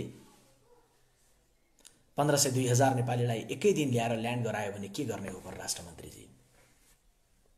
काठमाडौँमा रहेका श्रमिकलाई कि खान देऊ कि गाउँ जान देऊ भनेर भन्नुपर्ने अवस्था आए जस्तै काठमाडौँको एयरपोर्टमा एकाएक आएर उत्रिने खालको अवस्थाको लागि उसले उडानको अनुमति माग्यो नेपालको आकाशसँग भने के भन्ने। त्यसैले नेपाल देशले हामीले उच्च स्तरीय संवाद कूटनैतिक संवादलाई अझै परिपक्व ढङ्गले गर्न जरुरी छ। 26 तारिक भोलि फरवानिया ब्लकमा बोलाइसकेका छ। नेपालीहरू त्यहाँ जानुहुन्छ। गइसके पछाडि गएर फेरि आफ्नो कम्पनीको डेरामा फर्किने होइन, लगेज पनि लिएर आउनु भनेको छ। लगेज लिएर गइसकेपछि उसैले आफ्नो सेल्टरमा खुवाउँछ राख्छ, देश नफर्किँदासम्म उसैले आफ्नो जिम्मेवारीमा राख्छ। त्यसैले यो बेलामा जुन देशहरूको सन्दर्भमा यसरी अलि चुनौतीपूर्ण जस्तो स्थिति देखिएको छ त्यो देशहरूको सन्दर्भमा अझै बढी घनीभूतसँगले नेपाल सरकारले काम गर्नुपर्ने बारेमा म त्यहाँका नेपालीको भावना, कुवेतमा रहनुभएका नेपाली दिदीबहिनीको भावना, नेपाली दाजुभाइको भावना नेपाल सरकार समक्ष हामीले राखेका छौँ र आज पनि फेरि थप म यो प्रत्यक्ष मार्फत पनि म राख्न चाहन्छु। अब तपाईहरुलाई म कुवेत पछाडि साइप्रस लैजान्छु। साइप्रसमा हिजो मात्रै नेपाली जनसम्पर्क समितिको 4औं वार्षिक उत्सव थियो, जो वार्षिक उत्सव मनाउँदै गर्दा 48 जना विद्यार्थीलाई राहतको सामग्री दिएर उहाँहरूले मनाउनु भयो। लकडाउनको अवधि अप्रिल 30 सम्म थपिएको छ। अरु देशमा भन्दा अलिक कडाई त्यहाँ गरेको के देखिएको छ भने लकडाउन जसले उल्लङ्घन गरे उलाई 300 युरो, 10 20 50 हैन 300 युरो, र त्यो युरो तिरेको अवस्थामा नेपालका कतिपय विद्यार्थीहरू पनि यस बीचमा पर्नु भएको छ। नेपाली जनसम्पर्क समितिको सभापति सीता अर्याल हुनुहुन्छ र प्रत्यक्ष हेरिरहनु भएका सबैलाई जानकारी गराउँ, साइप्रसमा खास गरी नेपाली दिदीबहिनीहरूकै संख्या बढी छ। नेपाली दिदीबहिनीहरूले एकतापूर्वक एनआरएन समेतको भूमिका छ, एनआरएनले पनि आफ्नो हिसाबले गरेको छ। नेपाली दिदीबहिनीहरूले सम्पर्क समितिमा रहेका दाजुभाइ समेतलाई गाँसेर राहतको कर्महरू यस बीचमा गर्नुभएको छ। यस बीचमा 1,10,000 रुपैयाँ भन्दा बराबरको 10,000 बराबरको 61 विद्यार्थीलाई यो सम्पर्क समितिको 4औं वार्षिक उत्सव भन्दा अगाडि उहाँहरूले सामग्री खाद्यान्न राहतहरू पनि वितरण गर्नुभयो। समस्यामा बढी विद्यार्थीहरू छन् साइप्रसमा। जनसम्पर्क समितिको प्रथम अधिवेशनमा पुग्दै गर्दा नै मैले भेटेका विद्यार्थीहरूलाई म सम्झिन्छु। त्यसबेलै पनि विद्यार्थीहरूले भोगिरहेको समस्यालाई अहिले यो प्रत्यक्ष मार्फत पनि विद्यार्थीहरूलाई म आग्रह गर्न चाहन्छु। तपाईहरुको समस्याको बारेमा त्यसबेलादेखि हामी जति जानकार थियौं अहिले समस्या बढेको भन्ने खबर पाएका छौं। 20% विद्यार्थी त्यसबेलैदेखि बेरोजगार हुनुहुन्थ्यो। अब केयर गिभरको जिम्मेवारीमा रहनुभएका सेलिब्रेटीहरूको अलग प्रकारको पीडा छ। सानो वर्ष दिन 2 वर्षको छोरीलाई छोडेर गएका आमाहरू, छोरालाई छोडेर गएका आमाहरू एकातर्फ, छोराछोरी अर्कोतर्फ यो मार्मिक पीडाको बेलामा तपाईहरु धेरै एनआरएन का साथीहरूले पनि जे प्रयत्न गरिरहनु भएको छ, जनसम्पर्क समितिका साथीहरूले जे प्रयत्न गरिरहनु भएको छ, यो प्रयत्न सबै हामीले सरकार समक्ष प्रतिपक्षी दलको तर्फबाट पनि हामी थप राख्ने नै छौं। तपाईहरुको पीडामा हाम्रो साथ छँदैछ। क्यानाडा लिएर जान चाहन्छु। साइप्रसबाट सिधै क्यानाडाको तथ्याङ्क नेपाली जनसम्पर्क समितिका सभापति बुद्धि प्रकाशजीले उपलब्ध गराउनु भएअनुसार नेपाली संक्रमित नभेटिएको 18 अप्रिलसम्मको तथ्याङ्क मात्रै हामी समक्ष छ। कारणवश बुद्धिजी समक्ष सम्पर्क हुन पाएन यताबाट या उताबाट बुद्धिजीले गर्दाखेरि एउटा आज दिने गरेको तथ्याङ्कमा क्यानाडाको तथ्याङ्कमा हाम्रो अलि कमजोर प्रस्तुति छ। नेपाली संक्रमित त्यो बेलासम्ममा 0 अवस्था भएको, नेपाली धेरैले काम को सन्दर्भमा चुनौती भोगिरहेको, लकडाउनमा अप्ठ्यारो भोगिरहेको चित्र त उहाँले राख्नुभएको थियो नेपालीहरूले। तर अमेरिकामा जुन प्रकारको समस्या छ त्यसको एक छेउ पनि समस्या चाहिँ छैन। नेपालीहरूको बिचमा सतर्कता एकता छ भन्ने बुद्धिजीले उल्लेख गर्नुभएको विवरण मैले यहाँ राखेँ। त्यसपछि म सिधै खाडी मुलुकमा फर्किन्छु र कतारमा आदरणीय दिदीबहिनी दाजुभाइहरू 16 अप्रेलसम्म आउँदै गर्दा 11 नेपाली सङ्क्रमित हुनुहुन्थ्यो। 24 अप्रेलसम्म आइपुग्दै गर्दाखेरि त्यो तथ्याङ्क किटानी तथ्याङ्क छैन, किनभने नेपालीको सङ्ख्या समग्रमा सङ्क्रमितहरूको सङ्ख्या 8525 नेपाली होइन, समग्रको तथ्याङ्क हिजो 12 वैशाख अर्थात् 24 अप्रेलसम्ममा आउँदा 8525 नेपाली सङ्क्रमित भएको तथ्याङ्क प्राप्त भएको थियो। अब यो तथ्याङ्क आउँदै गर्दाखेरि शङ्कर नेउपानेजी जनसम्पर्क समितिको सभापति के भन्नुहुन्छ भने नेपालीको तथ्याङ्क दूतावासले या एनआरएनले या हामी कसैले पनि राम्रोसँग प्राप्त किन गरिरहेका छैनौँ भने बाहिर सबै एक्सपोज गरिएको छैन। तर 8525 हुँदै गर्दाखेरि नेपालीको सङ्ख्या 16 अप्रेलमा देखिएको झैँ 11 जना मात्रै होइन भन्ने हामीले अनुमान गरेका छौँ। यो सङ्ख्या 100 भन्दा बढी हुन सक्छ भन्ने साथीहरूको अनुमान छ। किनभने यहाँहरू जान्नुहुन्छ कि नेपालीहरू कतारी भन्दा बढी सङ्ख्यामा छन्। कतारमा सबैभन्दा पहिलो सङ्ख्या भारतीयहरूको छ करिब 7 लाख। दोस्रो सङ्ख्यामा कतारमा रहेका नेपाली र बङ्गलादेशीहरू करिब हाराहारीमा 4-4 लाख हाराहारीमा छन् र त्यसपछि मात्रै कतारीहरूको सङ्ख्या आउँछ 3 लाख। त्यसैले त्यो 3 लाखको सङ्ख्या कतारीहरू चाहिँ बढी सङ्क्रमित भए अनि अरू देशका भएनन् होला भनेर मान्ने आधार छैन। त्यसकारण नेपालीहरूको सङ्ख्या योभन्दा बढी हुन सक्छ भनेर शङ्करजीले उल्लेख गर्नुभएको छ। यसै बीचमा कतारको राजाले जेलमा रहेका कैयौँ कैदीहरूलाई माफी दिए। माफी दिँदै गर्दाखेरि 17 जना नेपालीहरू जेलबाट छुट्नु भएको छ। जेलबाट छुटेका नेपालीहरू अब स्वाभाविक छ कि कुनै कम्पनीकोमा या कहीँ बस्ने भन्दा सरकारसँगैकै संरक्षणमा या कहीँ साथीहरूसँग रहेको अवस्थामा जे छ त्यहाँबाट नेपाल फर्काउने कतिपय देशले फर्काउँदैछन्। अब नेपाललाई कसरी फर्काउने भन्ने बारेमा त्यहाँका साथीहरूको चासो र चिन्ता छ। कतारबाट नेपालमा ठुलो सङ्ख्यामा रेमिटेन्स पठाउने, नेपालीहरूलाई ठुलो सङ्ख्यामा रोजगारी दिने कतार देशमा अहिले कोही पुरै लकडाउनमा छन्, कोही लकडाउनको भन्दा फरक स्थितिमा चाहिँ छन्। लकडाउन पनि पूर्ण लकडाउन नभएका क्षेत्रहरू पनि छन्, कोही फरक ढङ्गले काममा छन्। यसरी काम गरिरहेका सबै नेपालीहरूलाई थप सतर्कताको लागि सम्पर्क समितिले जे समन्वय गरिरहेको छ त्यसमा थप म सतर्कताको लागि सबैलाई काठमाडौँदेखि अपिल पनि गर्न चाहन्छु। खाडीको मुलुकबाट एकपटक फेरि म युरोपेली मुलुक लिएर जान चाहन्छु, जर्मनी। जर्मनीमा नेपाली जनसम्पर्क समितिले यसबीचमा नेपालीहरूको बीचमा गरेको विवरण लामो फेरिस्त सम्पर्क समितिका सभापति शिखर खड्काले उपलब्ध गराउनु भएको छ। उहाँहरूले अन्य सम्पर्क समितिले भन्दा केही फरक काम गरेको विवरण पनि मैले प्राप्त गरेको छु। त्यहाँबाट रकम पठाएर मेलम्ची सिन्धुपाल्चोकको मेलम्चीको प्राथमिक स्वास्थ्य केन्द्र सिन्धुपाल्चोकमा होस् या नेपाल अर्थोपेडिक अस्पताल काठमाडौँमा होस् उहाँहरूले पिपी हस्तान्तरण गर्नुभएको छ। त्यस्तै जाजरकोटको, सल्यानको, बागलुङको र शङ्खसभाको अस्पतालहरूलाई उहाँहरूले सामग्रीहरू पठाउँदै हुनुहुन्छ र त्यो सामग्रीहरू पुग्दैछ। मेचीको नेपालको पूर्वी भाग मेची नगरपालिका भित्र रहेको मेची अभियानलाई 50,000 रुपियाँ र महाकाली नगरपालिकामा 50,000 रुपियाँ बराबरको सहयोग पठाउने भनेर उहाँले जानकारी पनि यस बीचमा गराउनु भएको छ। जर्मनीको सम्पर्क समितिले काठमाडौँको आह्वान क्लबलाई 30,000, बानेश्वरको किङडम स्पोर्ट क्लबलाई 65,000 मार्फत ती क्लबहरू मार्फत श्रमिकहरूलाई गर्दै गरेको विवरण होस् या 70को एउटा मुसहर बस्तीमा मास्कदेखि लिएर सेनिटाइजरदेखि विवरणहरू बाँडेको विषय होस्, म धन्यवाद दिन चाहन्छु नेपाली जनसम्पर्क समितिलाई। त्यहाँनिर सङ्क्रमितहरू यसरी उहाँहरूले काम गर्दै गर्दाखेरि उहाँहरूको उच्च मनोबलको पछिल्लो एउटा कारण छ। त्यहाँनिर राज्यले धेरैलाई गर्नुपर्ने श्रमिकहरूको सन्दर्भमा कार्य गरेको छ। नेपालीहरू सङ्गठित पनि हुनुहुन्छ, नेपालीहरू सङ्क्रमित पनि कोही यस बीचमा हुनुभएको छैन, जबकि त्यतिको ठुलो सङ्ख्या जर्मनीमा यस बीचमा सङ्क्रमणको भेटिँदै गर्दाखेरि। जर्मनी पछाडि आयरल्यान्डमा साझा संयन्त्र बनाएर विभिन्न सङ्घ संस्थाहरूले कार्य गरिरहनु भएको छ। त्यहाँको सरकारले साझा संयन्त्र बनाएर नेपालीले कार्य गरेको बाहेक प्रति व्यक्ति हप्ताको 350 युरो नागरिकलाई दिइरहेको, घरभाडा 40 युरो दिइरहेको विवरण हामीलाई शुक्रराज न्यौपाने नेपाली जनसम्पर्क समितिका अध्यक्ष जो एनआरएनको युरोप क्षेत्रको उपसंयोजक पनि हुनुहुन्छ, उहाँले उपलब्ध गराउनु भएको छ। यसबीचमा आयरल्यान्डमा 20 जना नेपालीहरू संक्रमित हुनुभयो। 20 जना नेपालीहरू संक्रमित हुँदै गर्दाखेरि प्राय सबैको स्थिति संक्रमणलाई आफ्नो इम्युनिटी पावरले जित्ने प्रकृतिकै छ भन्ने साथीहरूले उल्लेख गर्नुभयो। तर पाल्पाको एउटा दम्पति दुवै बिरामी हुनुभयो। श्रीमती उजेली कुमारीको मृत्यु भयो र श्रीमान रमेश कुमार चाहिँ निको भएर घर फर्किनु भएको छ। पाल्पा सिद्धेश्वर पाल्पाका 2 जना मध्ये दम्पति मध्ये उजेली कुमारीको मृत्यु र श्रीमान रमेश कुमार ठिक भएर आफ्नो बस्ने ठाउँमा फर्किनु भएको छ। सरकारले सहयोग गरेको कारण नेपालीहरूमा खासै आर्थिक समस्या छैन।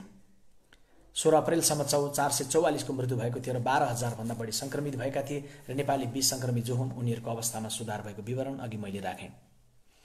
16औं देशको रूपमा फ्रान्स नजिकै म लिएर जान चाहन्छु। युरोपेली मुलुक फ्रान्स, यहाँहरू जान्नुहुन्छ फ्रान्समा 22,245 जनाको मृत्यु भइसकेको छ हिजो 24 अप्रिलसम्ममा। 13 अप्रिलसम्मका लागि निर्धारित भएको लकडाउनलाई 1 महिनाको लागि थप गरेर 11 मे अर्थात् वैशाख 29 गतेसम्मलाई पुर्याइएको छ। त्यहाँ होटलहरू, रेस्टुरेन्टहरू, क्याफेहरू मध्य जुलाईसम्मका लागि बन्द छन्। नेपाली विद्यार्थीहरूलाई बढी असर परेको छ भनेर फ्रान्सका जनसम्पर्क समितिका सभापति सुधीर राणाले आफ्नो प्रतिवेदनमा हामीलाई पठाउनु भएको छ। नेपाली विद्यार्थीहरूलाई बढी असर छ काम नपाउँदै गर्दा, नयाँ काम नहुँदा। तर अलि अगाडिदेखि काम गरिरहेकाहरू तुलनात्मक रूपले नयाँ भन्दा कम सहजतामा छन्। भर्खरै फ्रान्स पुगेकाहरू र डकुमेन्ट कागज भनेर जो भन्ने गर्छौँ हामी, त्यो कागज नबनाइसकेका त्यहाँका साथीहरूको बढी भाषामा त्यो कागज नबनाइसकेका साथीहरू अलि बढी समस्यामा हुनुहुन्छ। हङकङमा 24 अप्रिलसम्म पुग्दै गर्दाखेरि, हिजो शामसम्म पुग्दै गर्दा कोही पनि नेपाली संक्रमित हुनुहुन्न र अन्यमा जो संक्रमण देखिएको त्यो संक्रमण पनि क्रमशः नियन्त्रित हुँदै गएको छ। हङकङबाट खुसीको खबर छ कि नयाँ संक्रमितको संख्या 24 अप्रिलमा एउटा पनि बढेन। त्यसैले हिजो स्वास्थ्य विभागले नियमित रूपमा चाहिँ गर्ने गरेको ब्रिफिङसम्म पनि स्थगित गरियो भनेर जनसम्पर्क समितिका सभापति मिन गुरुङले विवरण पठाउनु भएको छ। साउदी अरबमा 22 अप्रिलसम्म पुग्दै गर्दा 4 नेपाली संक्रमित हुनुहुन्थ्यो। 23 अप्रिलसम्म पुग्दै गर्दा अस्तिको दिनसम्मको विवरण हामीसँग छ। खुसीको कुरा 4 नेपाली जो संक्रमित हुनुहुन्थ्यो 3 जना निको भएर काममै फर्किसक्नुभयो। निको हुनुभयो मात्रै होइन, कामै गर्न सक्ने गरी उहाँहरू ठिक भइसक्नुभयो।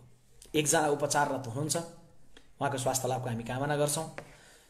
खुसीको कुरो चाहिँ 3 जना निको भएर काममा फर्किनुभयो। दुःखको कुरा चाहिँ सयौंले रोजगारी साउदी अरबमा यस बीचमा गुमाउनु भएको छ। अब साउदी अरबमा रोजगारी गुमाउँदै गर्दाखेरिको असरको आकार अझै थप विस्तारित हुन बाँकी रहेको विवरण, अझै यसको आकार बुझ्नलाई बाँकी रहेको विषय दीपक रेग्मी नेपाली जनसम्पर्क समितिका सभापतिले हामीलाई विवरण पठाउनु भएको छ। युरोपेली देश लक्जमबर्गमा सबै विवरण पोजिटिभ छ। नेपालीको संक्रमितको रिजल्ट कोही संक्रमित हुनुहुन्न, रिपोर्ट पोजिटिभ आएको होइन, पोजिटिभ सन्देश चाहिँ आएको, कोही पनि संक्रमित हुनुहुन्न, मृत्युको कुरै भएन, रोजगारी गुमेको पनि कसैको छैन। लक्जमबर्गमा नेपालीलाई राहत पनि कसैलाई दिनु परेको छैन, किनभने सरकारले सम्पूर्ण व्यवस्था उपलब्ध गराएको छ, राहत उपलब्ध गराएको छ। एनआरएन या सम्पर्क समितिहरूले गर्नु परेको छैन। जनसम्पर्क समिति लक्जमबर्गका सभापति बालकृष्ण सापकोटाले यो विवरण हामीलाई पठाउनु भएको छ।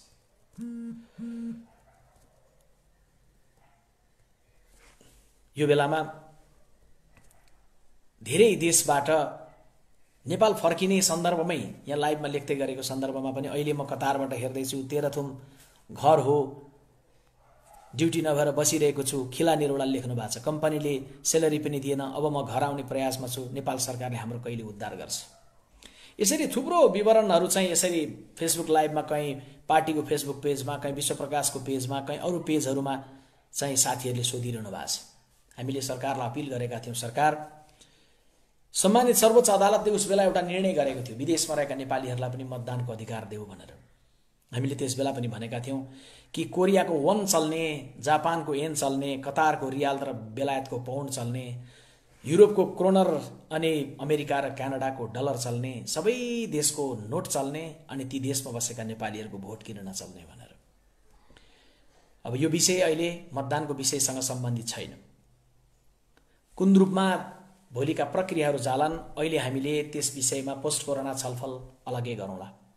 तर अहिले चाहिँ सबैको चासो छ कि बाहिर रहेका हामी जो छौँ हामी फर्किन चाहँदै गर्दा हामीले चाहिँ या स्यालेरी पनि नपाइरहेको, सहजता नभएको, घर परिवार टाढा भएको के गर्ने भन्ने सन्दर्भमा सरकार समक्ष हाम्रो निरन्तर संवाद भइरहेको छ। काठमाडौँमै रहेकालाई गाउँ पुर्याउने सहज नभइरहेको बेला 7 समुद्र पारीकोलाई ल्याउन सक्ने क्षमता कुन रूपमा विकास गर्न सक्छ नेपाल देशले भन्ने कुरा यसबेला गम्भीरतापूर्वक छलफल गर्नुपर्ने, देशले अभिभावक दिनुपर्ने, यसै बेला तपाईले सरकार खोज्ने हो, यसै बेला तपाईले राजनैतिक दलहरू खोज्ने हो, यसै बेला तपाईले देशको ढाडस खोज्ने हो।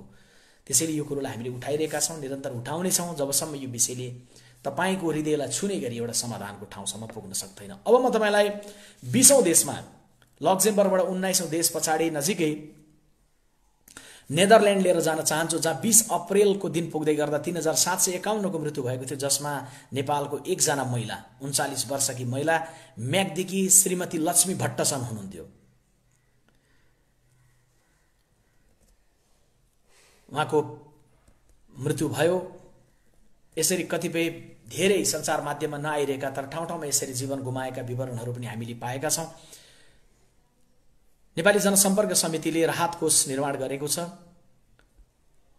कसैलाई गाह्रो परेको छ कि भनेर सूचना पनि गरेको छ, तर सूचना गर्दै गर्दा पनि गाह्रो नै पर्यो, मलाई राहतै चाहियो भनेर सम्पर्कमा कम आउनु भएको, अहिलेसम्म कोही नआउनु भएको भनेर प्रेम जङ गुरुङ नेपाली जनसम्पर्क समिति नेदरल्यान्डको सभापतिले उल्लेख गर्नुभएको छ। राहतै चाहियो भनेर सूचना चाहिएको कसैलाई छ कि आउनुहोस् है, हामी सहयोगका लागि तयार छौँ, प्रतीक्षारत छौँ भन्दै गर्दा पनि नआइपुग्नु भएको कारण सायद यो हो कि लकडाउनमा बसेका सबैलाई सरकारले कम्पनी मार्फत आफ्नो तलबको 70 देखि उनको तलबको 70 देखि 90% उपलब्ध गराएको छ। अझै कागज नबनिसकेकालाई पनि राहत सरकारले दिएको छ। त्यसैले नेपालीहरू ठूलो आर्थिक सङ्कटमा नेदरल्यान्डमा हुनुहुन्न। अहिले मैले बताउँदै गर्दाखेरि आफ्नो नातागोता छर छिमेकी विभिन्न देशमा हुनुहुन्छ, व्यक्तिगत रूपमा सम्पर्कमा हुनु होला, तर कम्तीमा यो विवरण प्राप्त हुँदै गर्दाखेरि त्यो देशको स्थिति उहाँहरूले टेलिफोनमा मलाई त ठिकै छ सन्चै छ भनिरहेको विवरणहरू भन्दा अझै थप हामीले दिएको विवरणले पनि घर परिवारलाई पनि थप राहतको मनोविज्ञान हुनेछ भन्ने पनि म आशा र अपेक्षा गर्न चाहन्छु। 21औं देशको रूपमा म बेल्जियम पुग्दैछु। बेल्जियममा 25 अप्रिलसम्ममा 15 नेपाली संक्रमित हुनुभएको थियो। 3 जना नेपालीहरू यस बीचमा उपचार गरेर घर फर्किनु भयो। बेल्जियममा जनसम्पर्क समितिकी संयोजक सीता सापकोटा 50 घर परिवारलाई नेपाली जनसम्पर्क समितिले अनि एनआरएन लगायत सङ्घ संस्थाहरूले मिलेर सहयोग पनि गर्नुभएको छ। नेपालीहरू अवैधानिक बसोबास कम भएको कारणले गर्दा तुलनात्मक रूपले अरू कयौं देशमा भन्दा पनि एक ढङ्गको सहजता छ। तर सँगैमा सीताजी भन्नुहुन्छ नेपाल देशको नेपालीहरू रहेको यो देश जनसङ्ख्याको हिसाबले सानो आकारको देशमा यति धेरै संक्रमितहरू देखिनु भनेको यो अनुपातको हिसाबले सबैभन्दा बढी हो भन्ने मेरो ठहर छ। उहाँले सत्य नै भन्नुभएको छ र यो चुनौतीलाई बेहोरिरहँदै गरेको बेला गत हप्ताबाट नेपाली जनसम्पर्क समितिले आपतकालीन कोष पनि निर्माण गरेको छ र आपतकालीन कोष मार्फत आवश्यक पर्ने ठाउँहरूमा सहयोग गर्छौं भनेर साथीहरूले उल्लेख गर्नुभएको छ। आजको लाइभ मार्फत हेरिरहनुभएका साथीहरूले पनि आफ्नो देशमा रहेका विभिन्न संस्थाहरूसँग हिँड्दै गर्दा सम्पर्क समितिहरूलाई पनि केही सङ्कट परेको छ भने सम्पर्क गर्न सक्नुहुनेछ। 22औं देशमा पुरानो सोभियत सङ्घको रुसको मस्को म तपाईहरुलाई सम्पर्क गर्दैछु। मस्कोमा यस बीचमा हिजो 24 अप्रिलसम्ममा 555 जनाको मृत्यु भएको छ। 555 को मृत्यु हुँदै गर्दाखेरि सौभाग्यको कुरो हाम्रा कोही पनि नेपाली दिदीबहिनी दाजुभाइहरूको त्यसमा मृत्यु भएको छैन। यसबीचमा 1000 जति नेपालीहरू अहिले रुसमा हुनुहुन्छ भन्ने विवरण गैर आवासीय नेपाली सङ्घका अन्तर्राष्ट्रिय उपाध्यक्ष बद्री केसीले हामीलाई दिनुभएको छ। उहाँलाई हामीले यहाँबाट सम्पर्क गरेका थियौं, उहाँले त्यो विवरण उपलब्ध गराइदिनु भएको छ। रुसमा 200 जति करिब विद्यार्थीहरू छन्। विद्यार्थीहरू प्राय सबैको पढाइ बन्द छ। विद्यार्थीहरू होस्टलमा प्राय बस्दछन्। रोजगारी गुमेको त छैन, तर बेतलबी विधा भएका कारणले रोजगारी गुमे सरहको तलब प्राप्त नभएपछि जागिर त छ, तर तलब नभएको अवस्था कतिपय ठाउँमा, र कतिपय ठाउँमा चाहिँ आधा तलब काम हेरी, कामको प्रकृति हेरी, व्यक्तिको कामको महत्त्व हेरेर दिने निर्धारण गरेको विवरण हामीले त्यहाँबाट प्राप्त गरेका छौँ। आदरणीय दिदीबहिनी दाजुभाइहरू, संसारमा सबैभन्दा भयावह चित्र भएको देशहरू मध्येमा अघि स्पेनको मैले प्रसङ्ग उल्लेख गरेँ। अमेरिकामा पुग्न बाँकी छ, जहाँ 50,000 भन्दा बढी मानिसको मृत्यु भइसकेको छ। अहिले तपाईहरुलाई म इटली लिएर जान चाहन्छु। इटलीमा 24 अप्रिल 12 वैशाखसम्म हिजोसम्ममा 25,549 जना 25,549 जनाको मृत्यु सानो संख्या होइन। करिब 1500 नेपालीहरू इटलीमा हुनुहुन्छ भनेर हामीले विवरण प्राप्त गरेका छौं। ती नेपालीहरूमा विद्यार्थीहरू कम छन्, धेरैमा 35 जति मात्रै विद्यार्थी छन् र व्यवसायी 15 जति। र इटलीमा पनि इटलीका अन्य शहर अन्य राज्यहरू भन्दा लोम्बार्डी, तपाई हामीले सुनेका छौं, लोम्बार्डी अहिले विश्वमै चर्चामा छ। लोम्बार्डीमा करिब 300 नेपालीहरू बस्नुहुन्छ र लोम्बार्डीमै रहेका चितवनका आईपी सुवेदी, जसले अलि अगाडि एउटा राम्रो आलेख पनि लेख्नु भएको थियो, उहाँको आलेख पछि पेजमा पनि शेयर गरिसकेर मैले उहाँलाई सम्पर्क गरेको थिएँ। एनआरएनको उपाध्यक्ष पनि हुनुहुन्छ।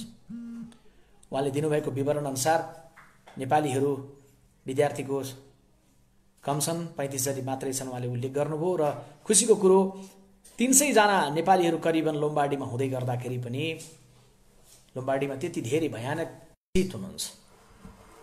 यो बेलामा नेपाल देश सबैको भावना, नेपाल बाहिर रहेका सबै देशका नेपालीहरू समक्ष छ।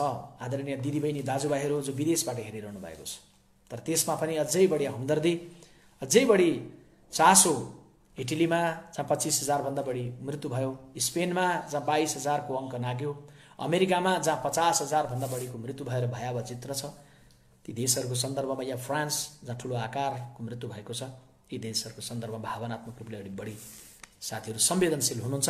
तर देशभरिका हामी नेपालीहरूले चाहिँ जो सुन्दैछौँ, बाहिरको विवरण सुन्दै गर्दाखेरि एउटा कुरामा चाहिँ खुसी मान्नुपर्छ, इटलीमा त्यत्रो भयावह चित्र हुँदै गर्दा पनि लोम्बार्डीमै रहेका नेपालीहरू सुरक्षित हुनुहुन्छ। म अपिल र आग्रह गर्न चाहन्छु, उच्च मनोबलका साथ तपाईहरुलाई हेर्दै गर्दाखेरि त्यो प्रतिकूलतामा पनि तपाईहरु जीवनलाई अगाडि लिएर जान जुन ऊर्जा राख्नु भएको छ, त्यो हाम्रो लागि प्रेरणा छ। म त्यहाँका दिदीबहिनी दाजुभाइहरूलाई यहाँबाट सम्झिन चाहन्छु। पोर्चुगल 24औं देशका रूपमा आज मैले पोर्चुगल सम्झेँ। पोर्चुगलमा 22,353 संक्रमित हुनुभएको छ 24 अप्रिलसम्ममा। 820 जनाको मृत्यु भएको छ।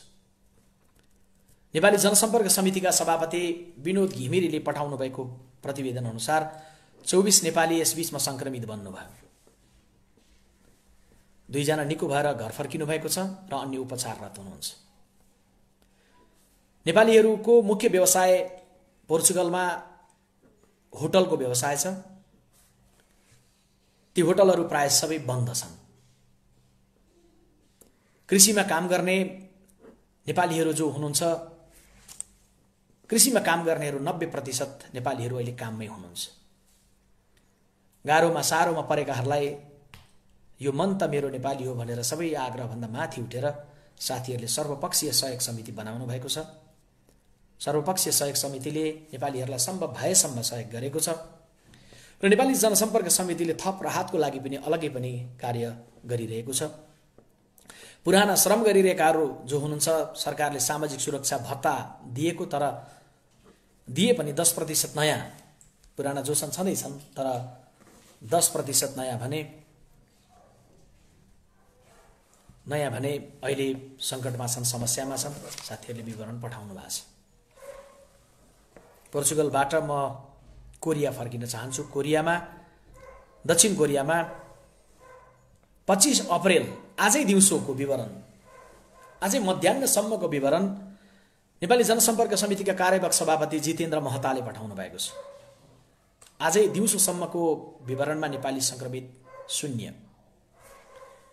काम गुमाएका भने कैयौं नेपालीहरू हुनुहुन्छ। अझ त्यहाँ काम गुमाएको संख्या बाहेक म कोरियामा काम गर्ने क्रममा बिदामा फर्केका नेपालीलाई पनि सम्झिन चाहन्छु। आदरणीय दिदीबहिनी दाजुभाइहरू, विभिन्न प्रक्रियाबाट, चाहे इपिएसबाट होस् या अध्ययनको क्रममा होस्, व्यवसायको क्रममा कोरियामा रहने साथीहरू होस्, करिब 800 जना नेपालीहरू लकडाउनभन्दा पूर्व नेपाल आउनु भएको थियो। अलि अगाडि लकडाउनको कारण जो फर्किन पाउनु भएन। नेपाली जनसम्पर्क समितिकी सभापति अध्यक्ष आस्था बिन्दु मल्ल होटल व्यवसायी जो संलग्न पनि हुनुहुन्छ, उहाँ समेत 800 नेपालीहरू यस बीचमा लकडाउनको कारण कोरिया फर्किन पाउनु भएन। यहीँबाट गर्ने कार्यहरूमा साथीहरू संलग्न नै हुनुहुन्छ। म धन्यवाद दिन चाहन्छु एनआरएन दक्षिण कोरियालाई,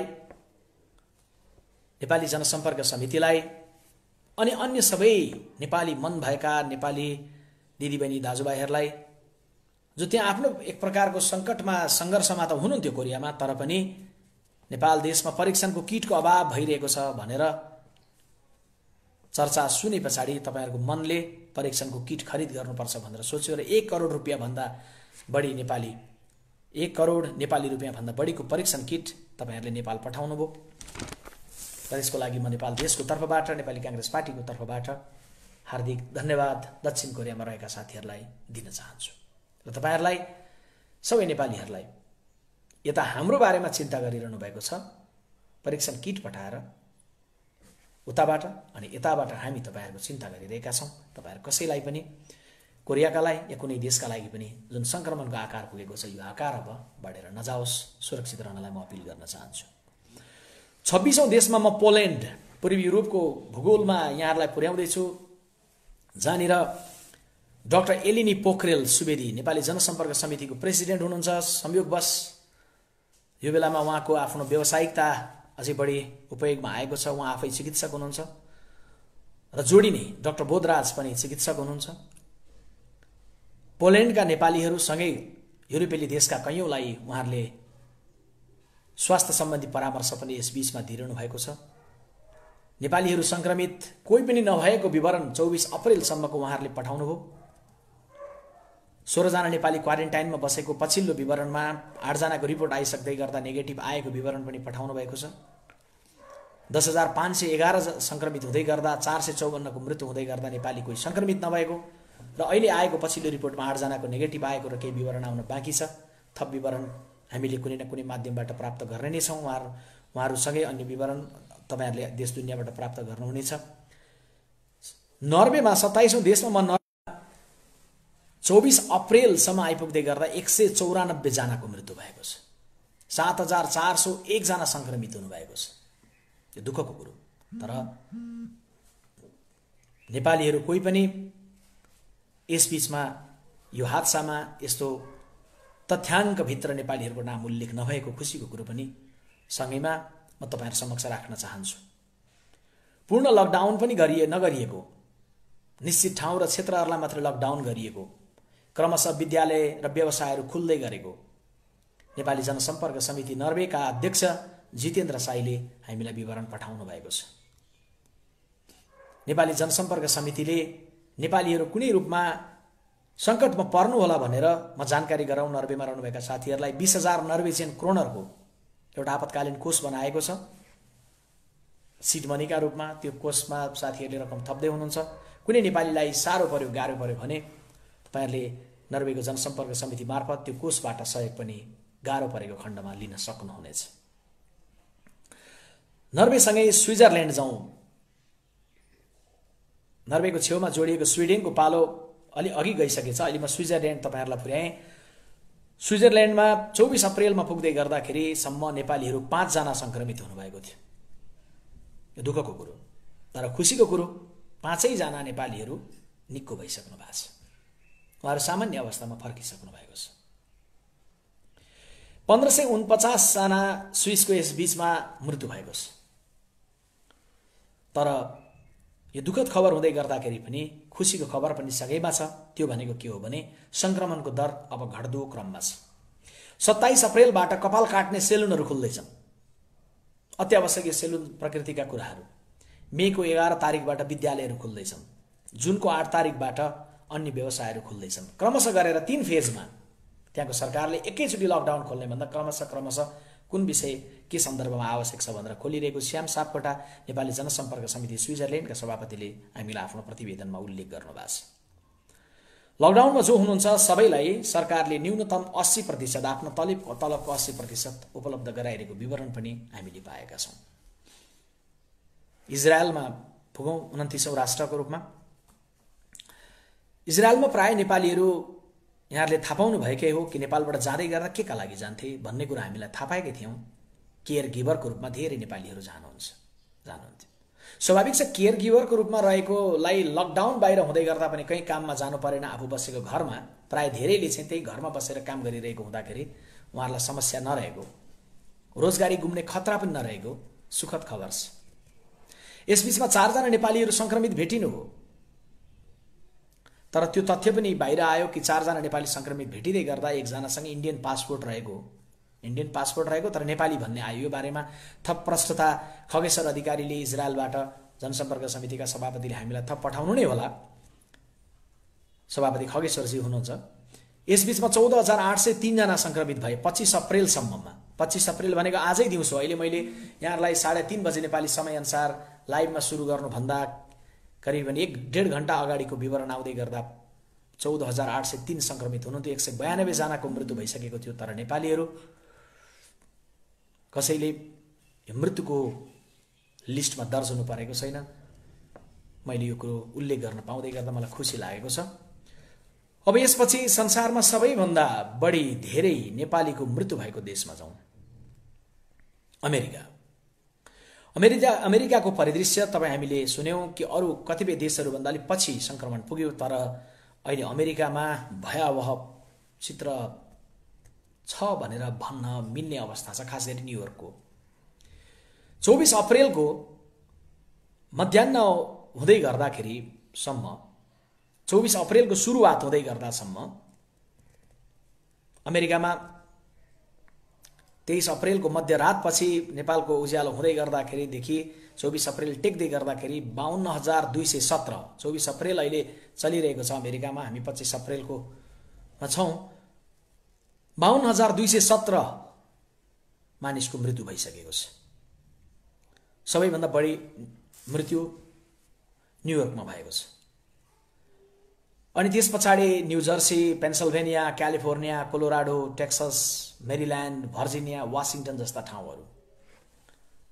र यी ठाउँहरू आदरणीय दिदीबहिनी दाजुभाइहरू नेपालीहरूको जनघनत्व पनि भएको ठाउँहरू हुन्। फेरि अमेरिकामा पहिलो मृत्यु अनिल लिम्बूको भएको, पाँचथरका युवाको मृत्यु भएको, र त्यस पश्चात 1/2-3 हुँदै त्यहाँबाट डबल जस्तो हुँदै दर्जनभन्दा उकालो लागिसकेको सङ्ख्या यसबीचमा यहाँहरूले थाहा पाउनु भएको छ। नेपालीहरू कति सङ्क्रमित छन् त?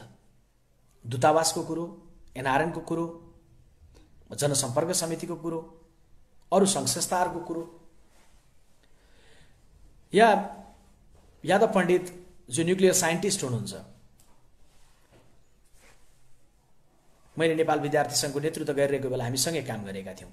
उहाँसँग प्राप्त भएको विवरणको कुरो, अमेरिकामा रहेको नेपालीको सङ्क्रमितको एक्ज्याक्ट तथ्याङ्क भन्न सकिने स्थिति छैन।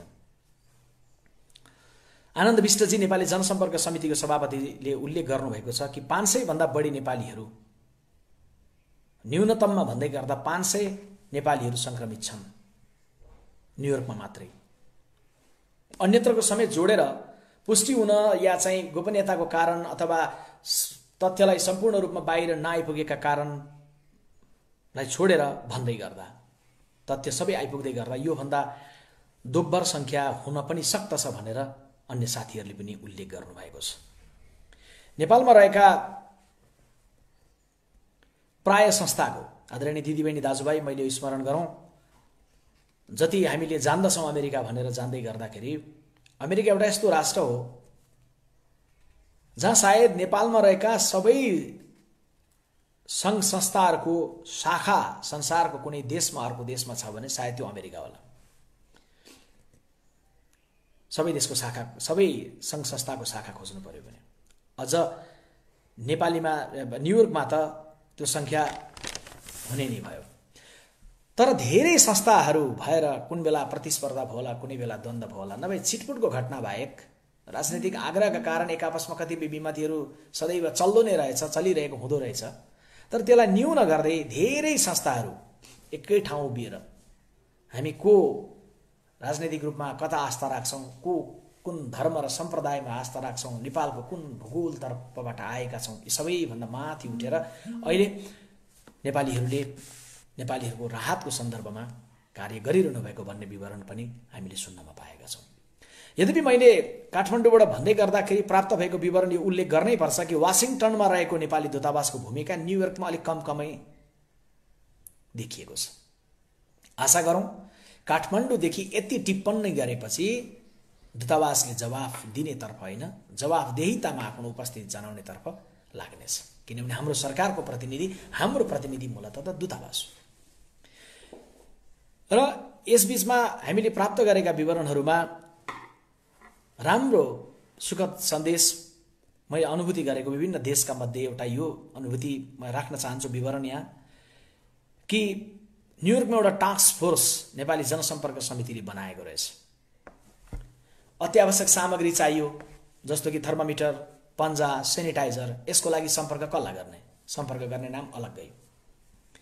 ममा कोरोनाको लक्षण देखियो, अस्पतालले भन्यो घरमा गएर सुरक्षित बस, घरमा सानो कोठा छ अथवा एउटा फ्ल्याटभित्र धेरैजना बस्छौँ, म गएँ भने अरूलाई सर्छ, मैले के गरौँ? जनसम्पर्क समितिले सूचना जारी गरेको छ, फलानालाई सम्पर्क गर। कसैले चाहिँ रुममा बसेको मेरो साथीलाई कोरोना देखियो, सँगै बस्ने अवस्था छैन, साथी भन्छ त कहीँ गएर बस अथवा मेरो लागि कहीँ प्रबन्ध गर। यसो अवस्थामा कसो गर्ने? सूचना जारी गरिएको छ, फलानालाई सम्पर्क गर।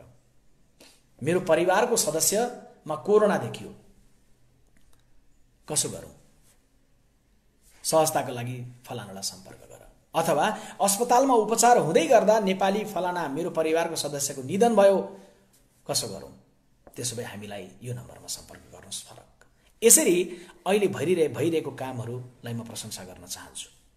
चाहे नेपाली जनसम्पर्क समितिको नेतृत्वमा होस्, चाहे जनसम्पर्क समितिको नेतृत्वमा नरहेर पनि जनसम्पर्क समितिसँग आस्था विश्वास रहेका, नेपाली कांग्रेस पार्टीसँग भावनात्मकता राख्नुहुने शुभचिन्तक रहेका यसका वर्तमान र भूतपूर्व साथीहरूले गरिरहेको कर्म होस्, या राजनैतिक रूपमा नेपालको कम्युनिस्ट पार्टीसँग आस्था राखेर पनि त्यहाँ समुदाय बनाएर बसिरहेको साथीहरूले होस्, या अन्य विविध समुदायले या एनआरएनको छारी मुनि रहेर गरेको होस्, म नेपाल देशमा काठमाडौँबाट विनम्रतापूर्वक अमेरिकामा रहनुभएका सबै नेपाली सङ्घ संस्थाको नेतृत्वलाई अपील गर्न चाहन्छु।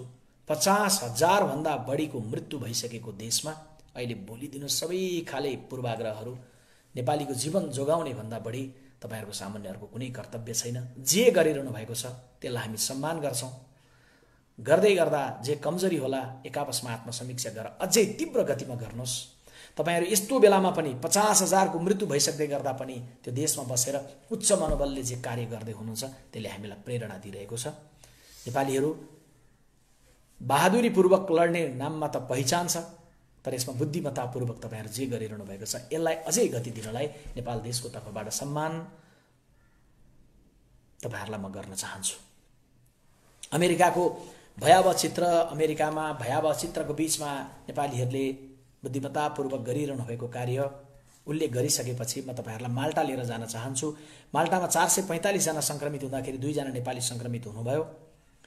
विद्यार्थीहरु कठिनाइमा छन्, तर तुलनात्मक रूपले अरु कयौं देशहरुको भन्दा त्यो प्रकारकै तनाव, त्यो प्रकारकै समस्याको आकार छैन भनेर सन्देश केसी माल्टाको सभापतिले उल्लेख गर्नुभएको छ, जनसम्पर्क समितिका सभापतिले। त्यस्तै अस्ट्रेलियामा पुग्दै गर्दाखेरि 32औं राष्ट्रमा म अस्ट्रेलियामा पुगेँ। संक्रमण 24 अप्रिलसम्म आइपुग्दै गर्दा संक्रमण घट्दो छ। संक्रमण घटेको खबर सुखद छ, तर रोजगारी चाहिँ धेरैले गुमाउँदै गर्दा नेपालीले गुमाइरहेको विवरण दुःखद छ। अस्ट्रेलियामा यस बीचमा नेपाली संक्रमितको संख्या त्यहाँको गोपनीयताको कानुनका कारण जनसम्पर्क समितिका संयोजक कृष्ण गिरीले पठाउनु भएको विवरणमा उल्लेख छ कि गोपनीयताको कानुनको कारण अनुमान गर्न सकिन्छ, तर एक्ज्याक्ट यति हो भन्ने कुरा चाहिँ उल्लेख गर्न सकिन्न। उहाँले भन्नुभएको छ जनसम्पर्क समितिले आफूले विभिन्न कोषहरू निर्माण गरेर विभिन्न क्षेत्रमा काम गर्ने, मेडिकल क्षेत्रदेखि अन्य क्षेत्रमा काम गर्ने, परामर्श दिने टिमहरू निर्माण गरेर कार्य गरिरहेको विवरण हामीले पाएका छौँ। अप्ठ्यारोमा परेकालाई राहत दिएको विवरणहरू हामीले पाएका छौँ। विभिन्न सङ्घ संस्थाहरूले अझ त्यहाँको एनआरएनको नेतृत्वमा रहेका साथीहरूले भिन्न भिन्न आस्थामा रहेका साथीहरूलाई पनि सम्पर्क समन्वय गरेर अप्ठ्यारोमा परेकालाई राहत दिने कुरामा अग्रसरता राखेको र सम्पर्क समितिले पनि महत्त्वपूर्ण भूमिका निर्वाह गरिरहेको विवरण हामीले पाएका छौँ। खास गरी अस्ट्रेलियामा अघि सुरुमा मैले भूमिकामा उल्लेख गर्दै गर्दा कतिपय हामीसँग सम्पर्कमा आइपुग्नु भएकाहरू मध्ये यस्तो व्यक्तित्वहरू पनि हुनुहुन्थ्यो जसले छोराछोरी भेट्न आएको थिएँ तर भिसा सकियो, छोराछोरी भेट्न आएको थिएँ फर्किने बेला भयो, लकडाउनमा परियो, छोराछोरी भेट्न आएको थिएँ नेपाल सरकारले मलाई कहिले फर्काइदिन्छ। यसरी आमा बुबाहरू पनि त्यहाँ गएर अप्ठ्यारोमा पर्नु भएको छ। म सबैलाई यो अप्ठ्यारोको बेलामा उच्च मनोबल राख्नलाई, यसले चाँडै निकास पाउने गरी के उपाय गर्न सकिन्छ यसमा हामी परामर्शमा रहेकोमा आग्रह गर्न चाहन्छु। समग्रतामा यी सबै समस्याको समाधान त कोरोनाको पुरै नियन्त्रण नै हो। अब WHO ले भनेको तथ्यलाई मान्दै गर्दा त जबसम्म भ्याक्सिन पत्ता लाग्दैन तबसम्म कोरोनाको पुरै अन्त्य गर्न सकिन्न भनेर WHO ले भनेको छ। त्यसकारण त्यो भ्याक्सिनको प्रतीक्षा गर्ने कुरा सबैभन्दा धैर्यतापूर्वक गर्नुपर्ने अहिलेको तपाईँ हाम्रो जिन्दगीको सबैभन्दा कठिन कुरो भएको छ। तर 33औं देशमा बेलायत पुग्दै गर्दा म त्यही भ्याक्सिनबाट सुरु गर्न चाहन्छु कि बेलायतको अक्सफोर्ड विश्वविद्यालयमा कोरोनाको भाइरसको विरुद्धको खोपको पहिलो मानव परीक्षण भएको छ, सुरु गरिएको छ। 2 जनामा त्यो भ्याक्सिन प्रयोग गरियो र अब करिबन 800 जतिमा परीक्षण गर्ने तयारी गरिराखिएको छ। बेलायतले एउटा सुखद सन्देश संसारलाई दिएको छ। यसको सफलता हुन सकोस् म कामना गर्न चाहन्छु, किनभने हामी नेपालीले कोरोना संसारमा फैलेपछि सबैभन्दा पहिलो दुःखद सन्देश पनि बेलायतबाट पाएका थियौँ कि पूर्व गोर्खा सैनिक 65 वर्षका लीलाबहादुर राईले जीवन गुमाउनु भएको थियो। लीलाबहादुर राईले जीवन गुमाउँदै गर्दा त्यसपछि 1 दर्जन हुँदै अहिले 2 दर्जन पुगेर आज यो विवरण तपाईहरुसँग प्रस्तुत गर्नुभन्दा करिब 1 घण्टा अगाडि नेपाली जनसम्पर्क समिति बेलायतका सभापति युवराज गुरुङले दिनुभएको तथ्याङ्क अनुसार 25 नेपालीको मृत्यु यस बीचमा बेलायतमा भइसकेको छ। नेपालीहरू संक्रमित 300 करिब हुन सक्ने, कतिपय विवरण बाहिर नआएको हुँदाखेरि हुन सक्ने भन्ने उहाँले उल्लेख गर्नुभएको छ। हुन सक्ने भन्ने तथ्याङ्कलाई बुझिदिन म सबैलाई आग्रह र अपिल पनि किन गर्न चाहन्छु भने बेलायतमा मृत्युको संख्या 19,000 नागेको विवरण आएको छ। तर सँगैमा स्थानीय न्युजपेपरहरूले के लेखेका छन् भने केयर होमहरूमा अरु थप केही हजारको मृत्यु भएको विवरण छ जो त्यसमा जोड्न बाँकी छ। त्यसकारण 19,000 को जुन संख्या छ यो संख्यामा 2-4 हजारको संख्या त मृत्युकै तथ्याङ्क पनि तथ्यपूर्ण भइ नसकेको अवस्थामा संक्रमितको संख्याको बारेमा केही अस्पष्टता हुने कुरो अनौठो भएन। युवराजीले भने जस्तै संक्रमितको संख्या 300 हुन सक्छ भन्ने विवरण उहाँले उल्लेख गर्नुभएको छ। यसपछि म बेलायतबाट डेनमार्क लिएर जान चाहन्छु आदरणीय दिदीबहिनी दाजुभाइहरू। युरोपको स्पेन, इटली, फ्रान्स या बेलायत भन्दा धेरै सन्चो अवस्थामा छ भन्न मिल्छ। डेनमार्कमै लकडाउनमा बसेर सुनिरहनु भएका साथीहरूले सन्चो अवस्थामा भन्यो भनेर गुनासो नगरिदिनु होला, मैले तुलनात्मक रूपले भनेको हुँ। किनभने स्पेन, इटली, फ्रान्स, जर्मनी त बेलायत, युरोपका यी मुलुकहरू जति छन्, अमेरिकाको कुरै छोडौँ, यी मुलुकहरूको तुलनामा डेनमार्कमा सन्चो नै छ। तर सन्चो तुलनात्मक रूपमा हुँदै गर्दा पनि डेनमार्कमा रहनुभएका साथीहरू तपाईहरुको विवरण हामीले पाएका छौं कि तपाईहरुको एनआरएनकै डेनमार्ककै नेतृत्वमा रहनुभएको महिला संयोजक शोभा न्यौपाने यसबीचमा संक्रमित हुनुभयो। तर उच्च मनोबल रहेछ उहाँको। बागलुङकी न्यौपानेजी जो स्वास्थ्य क्षेत्रमा पनि कार्यरत हुनुहुन्छ, उहाँले कोरोनालाई जित्नुभयो। बागलुङमा कोरोना नेपालमै रहनुभएकाले पनि जित्नु भएको विवरण अनि बागलुङकोले बेलायतमा पनि डेनमार्कमा पनि जित्नु भएको विवरण सुनाउँदै गर्दा सुन्दै गर्दा बागलुङवासीहरू पनि खुसी बढी हुनु होला। हामी मेची महाकाली जहाँको भए पनि हामी पनि बढी खुसी छौँ। स्वास्थ्य क्षेत्रमा रहनु भएकी शोभा न्यौपाने संक्रमित पनि हुनुभयो, ठिक पनि हुनुभयो र अझै खुसीको कुरा उहाँ ठिक भएर स्वास्थ्य क्षेत्रको आफ्नो चुनौतीपूर्ण काम जे छ त्यो जिम्मेवारीमा फर्कि पनि सक्नुभयो। डेनमार्कमा अन्य कोही नेपाली संक्रमित रहेको चर्चा छ, अरू पनि संक्रमितहरू हुनुहुन्छ भनेर, तर बाहिर आएको छैन भनेर नेपाली जनसम्पर्क समिति डेनमार्कका अध्यक्ष वीरेन्द्र सिंह कार्कीले हामीलाई विवरण पठाउनु भएको छ। रोजगारीमा प्रत्यक्ष असर परेको, पुराना जो स्थायी छन् जागिरमा थिए उनीहरूले सरकारबाट पाउने सुविधालाई पाएको तर नयाँ विद्यार्थी यो सुविधाबाट वञ्चित रहेको, साइप्रस र माल्टा लगायत अरू कतिपय देशमा चाहिँ डेनमार्कका नेपाली विद्यार्थीलाई पनि आउँदो सेमेस्टरको फिस तिर्नलाई समस्या रहेको विवरण हामीले पाएका छौँ। सहज अवस्था हुँदै हो अभिभावकबाट पुग्थ्यो होला रकम, सहज अवस्था हुँदो हो आफै पनि श्रम गरिराखेर आफ्नो फी जुटाउनुहुन्थ्यो होला डेनमार्कका विद्यार्थीले, तर अवस्था सहज रहेन, सेमेस्टरको फिस तिर्नका लागि समस्या छ।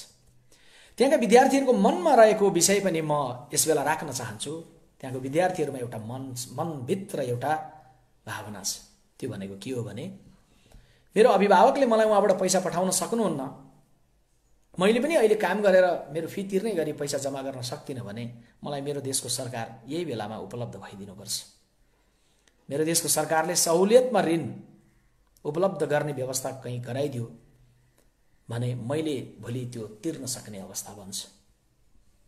धेरै देशमा विद्यार्थीहरूको यो भावना जे छ यो भावना पनि नेपाल सरकार समक्ष हामी राख्छौँ।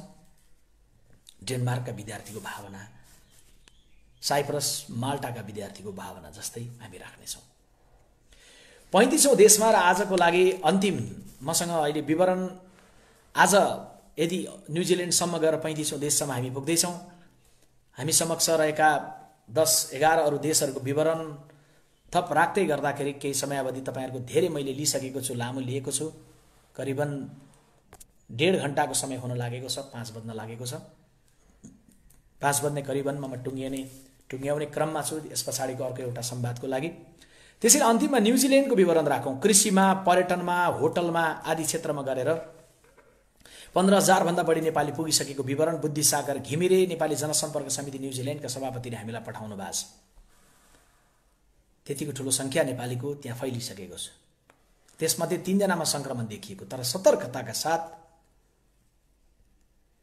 उहाँहरूले आफूलाई प्रस्तुत गर्दै गर्दाखेरि उहाँहरूले संक्रमणलाई जितिसक्नुभयो र अहिले सामान्य अवस्थामा उहाँहरू फर्किसक्नुभयो।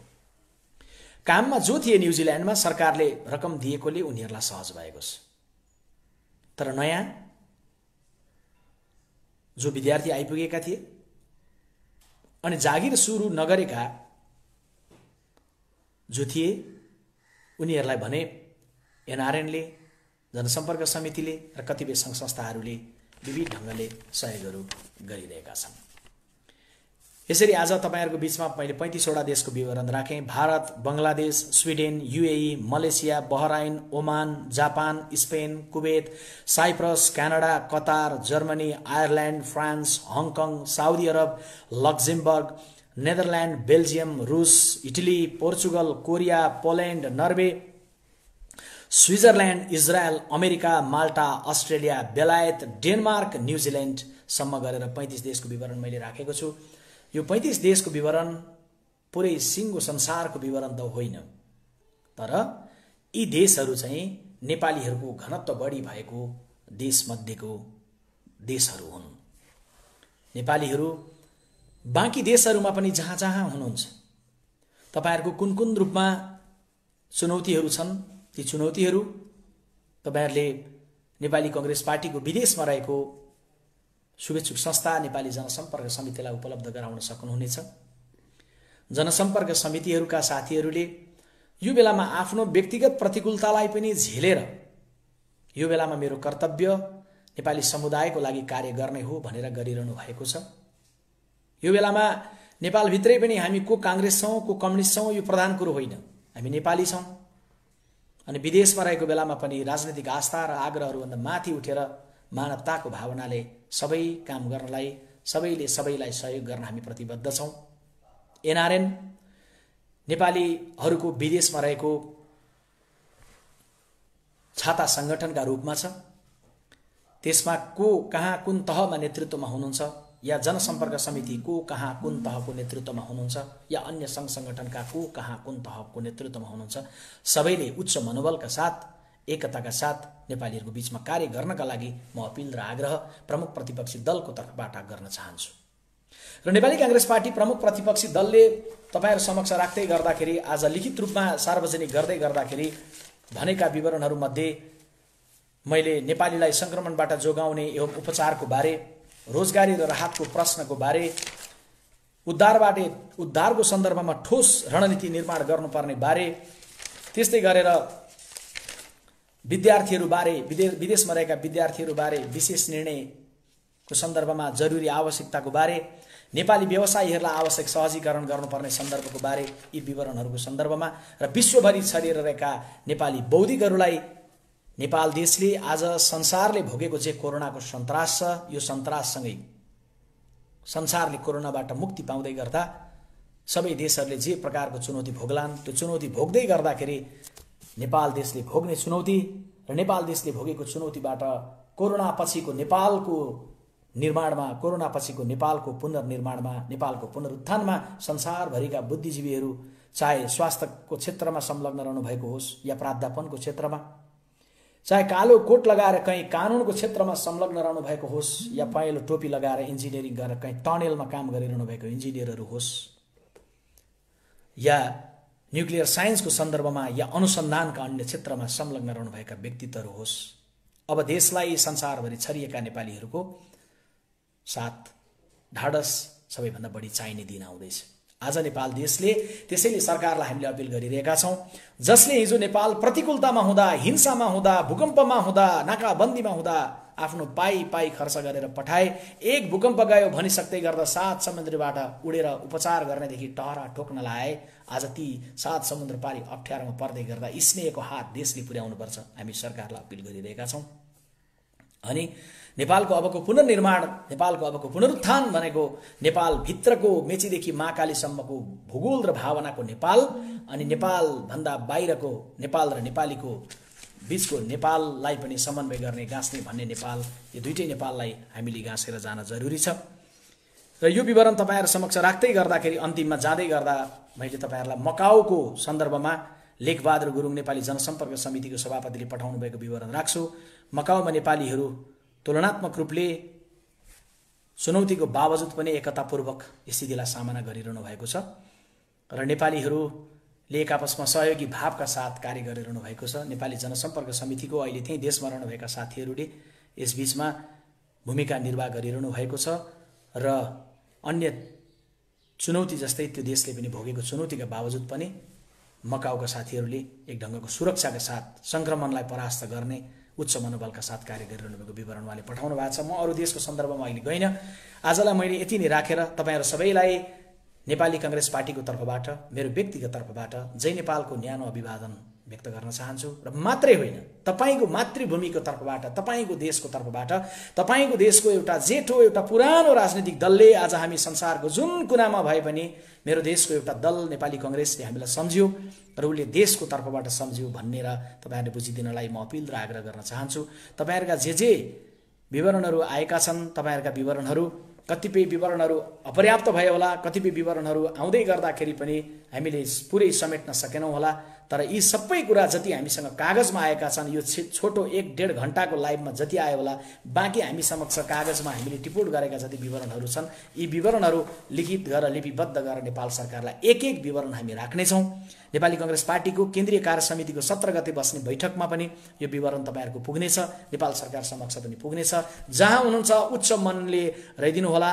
नेपालमा पनि पीडा छ, समस्या छ, तपाई जहाँ हुनुहुन्छ त्यहाँ पनि पीडा छ। तपाई आफू देशमा हुन नपाउँदा, परिवारसँग हुन नपाउँदाको पीडा हामी अनुभूति गर्न सक्छौं तपाईले भोगिरहेको पीडामा हामी सबैको साथ छ। यो अपनत्व म प्रकट गर्न चाहन्छु। यति भनेर आज विवरण पठाउनु हुने नेपाली जनसम्पर्क समितिको नेतृत्वमा रहनुभएका साथीहरूलाई निरन्तर विवरणलाई अपडेट गरिरहनलाई पनि आग्रह गर्न चाहन्छु। अन्य साथीहरू जोसँग पनि हामीले विवरण लियौँ, उहाँहरू सबैलाई पनि म धन्यवाद दिन चाहन्छु र तपाईहरु सबैबाट म बिदा लिन चाहन्छु। नमस्कार, धन्यवाद, जय नेपाल।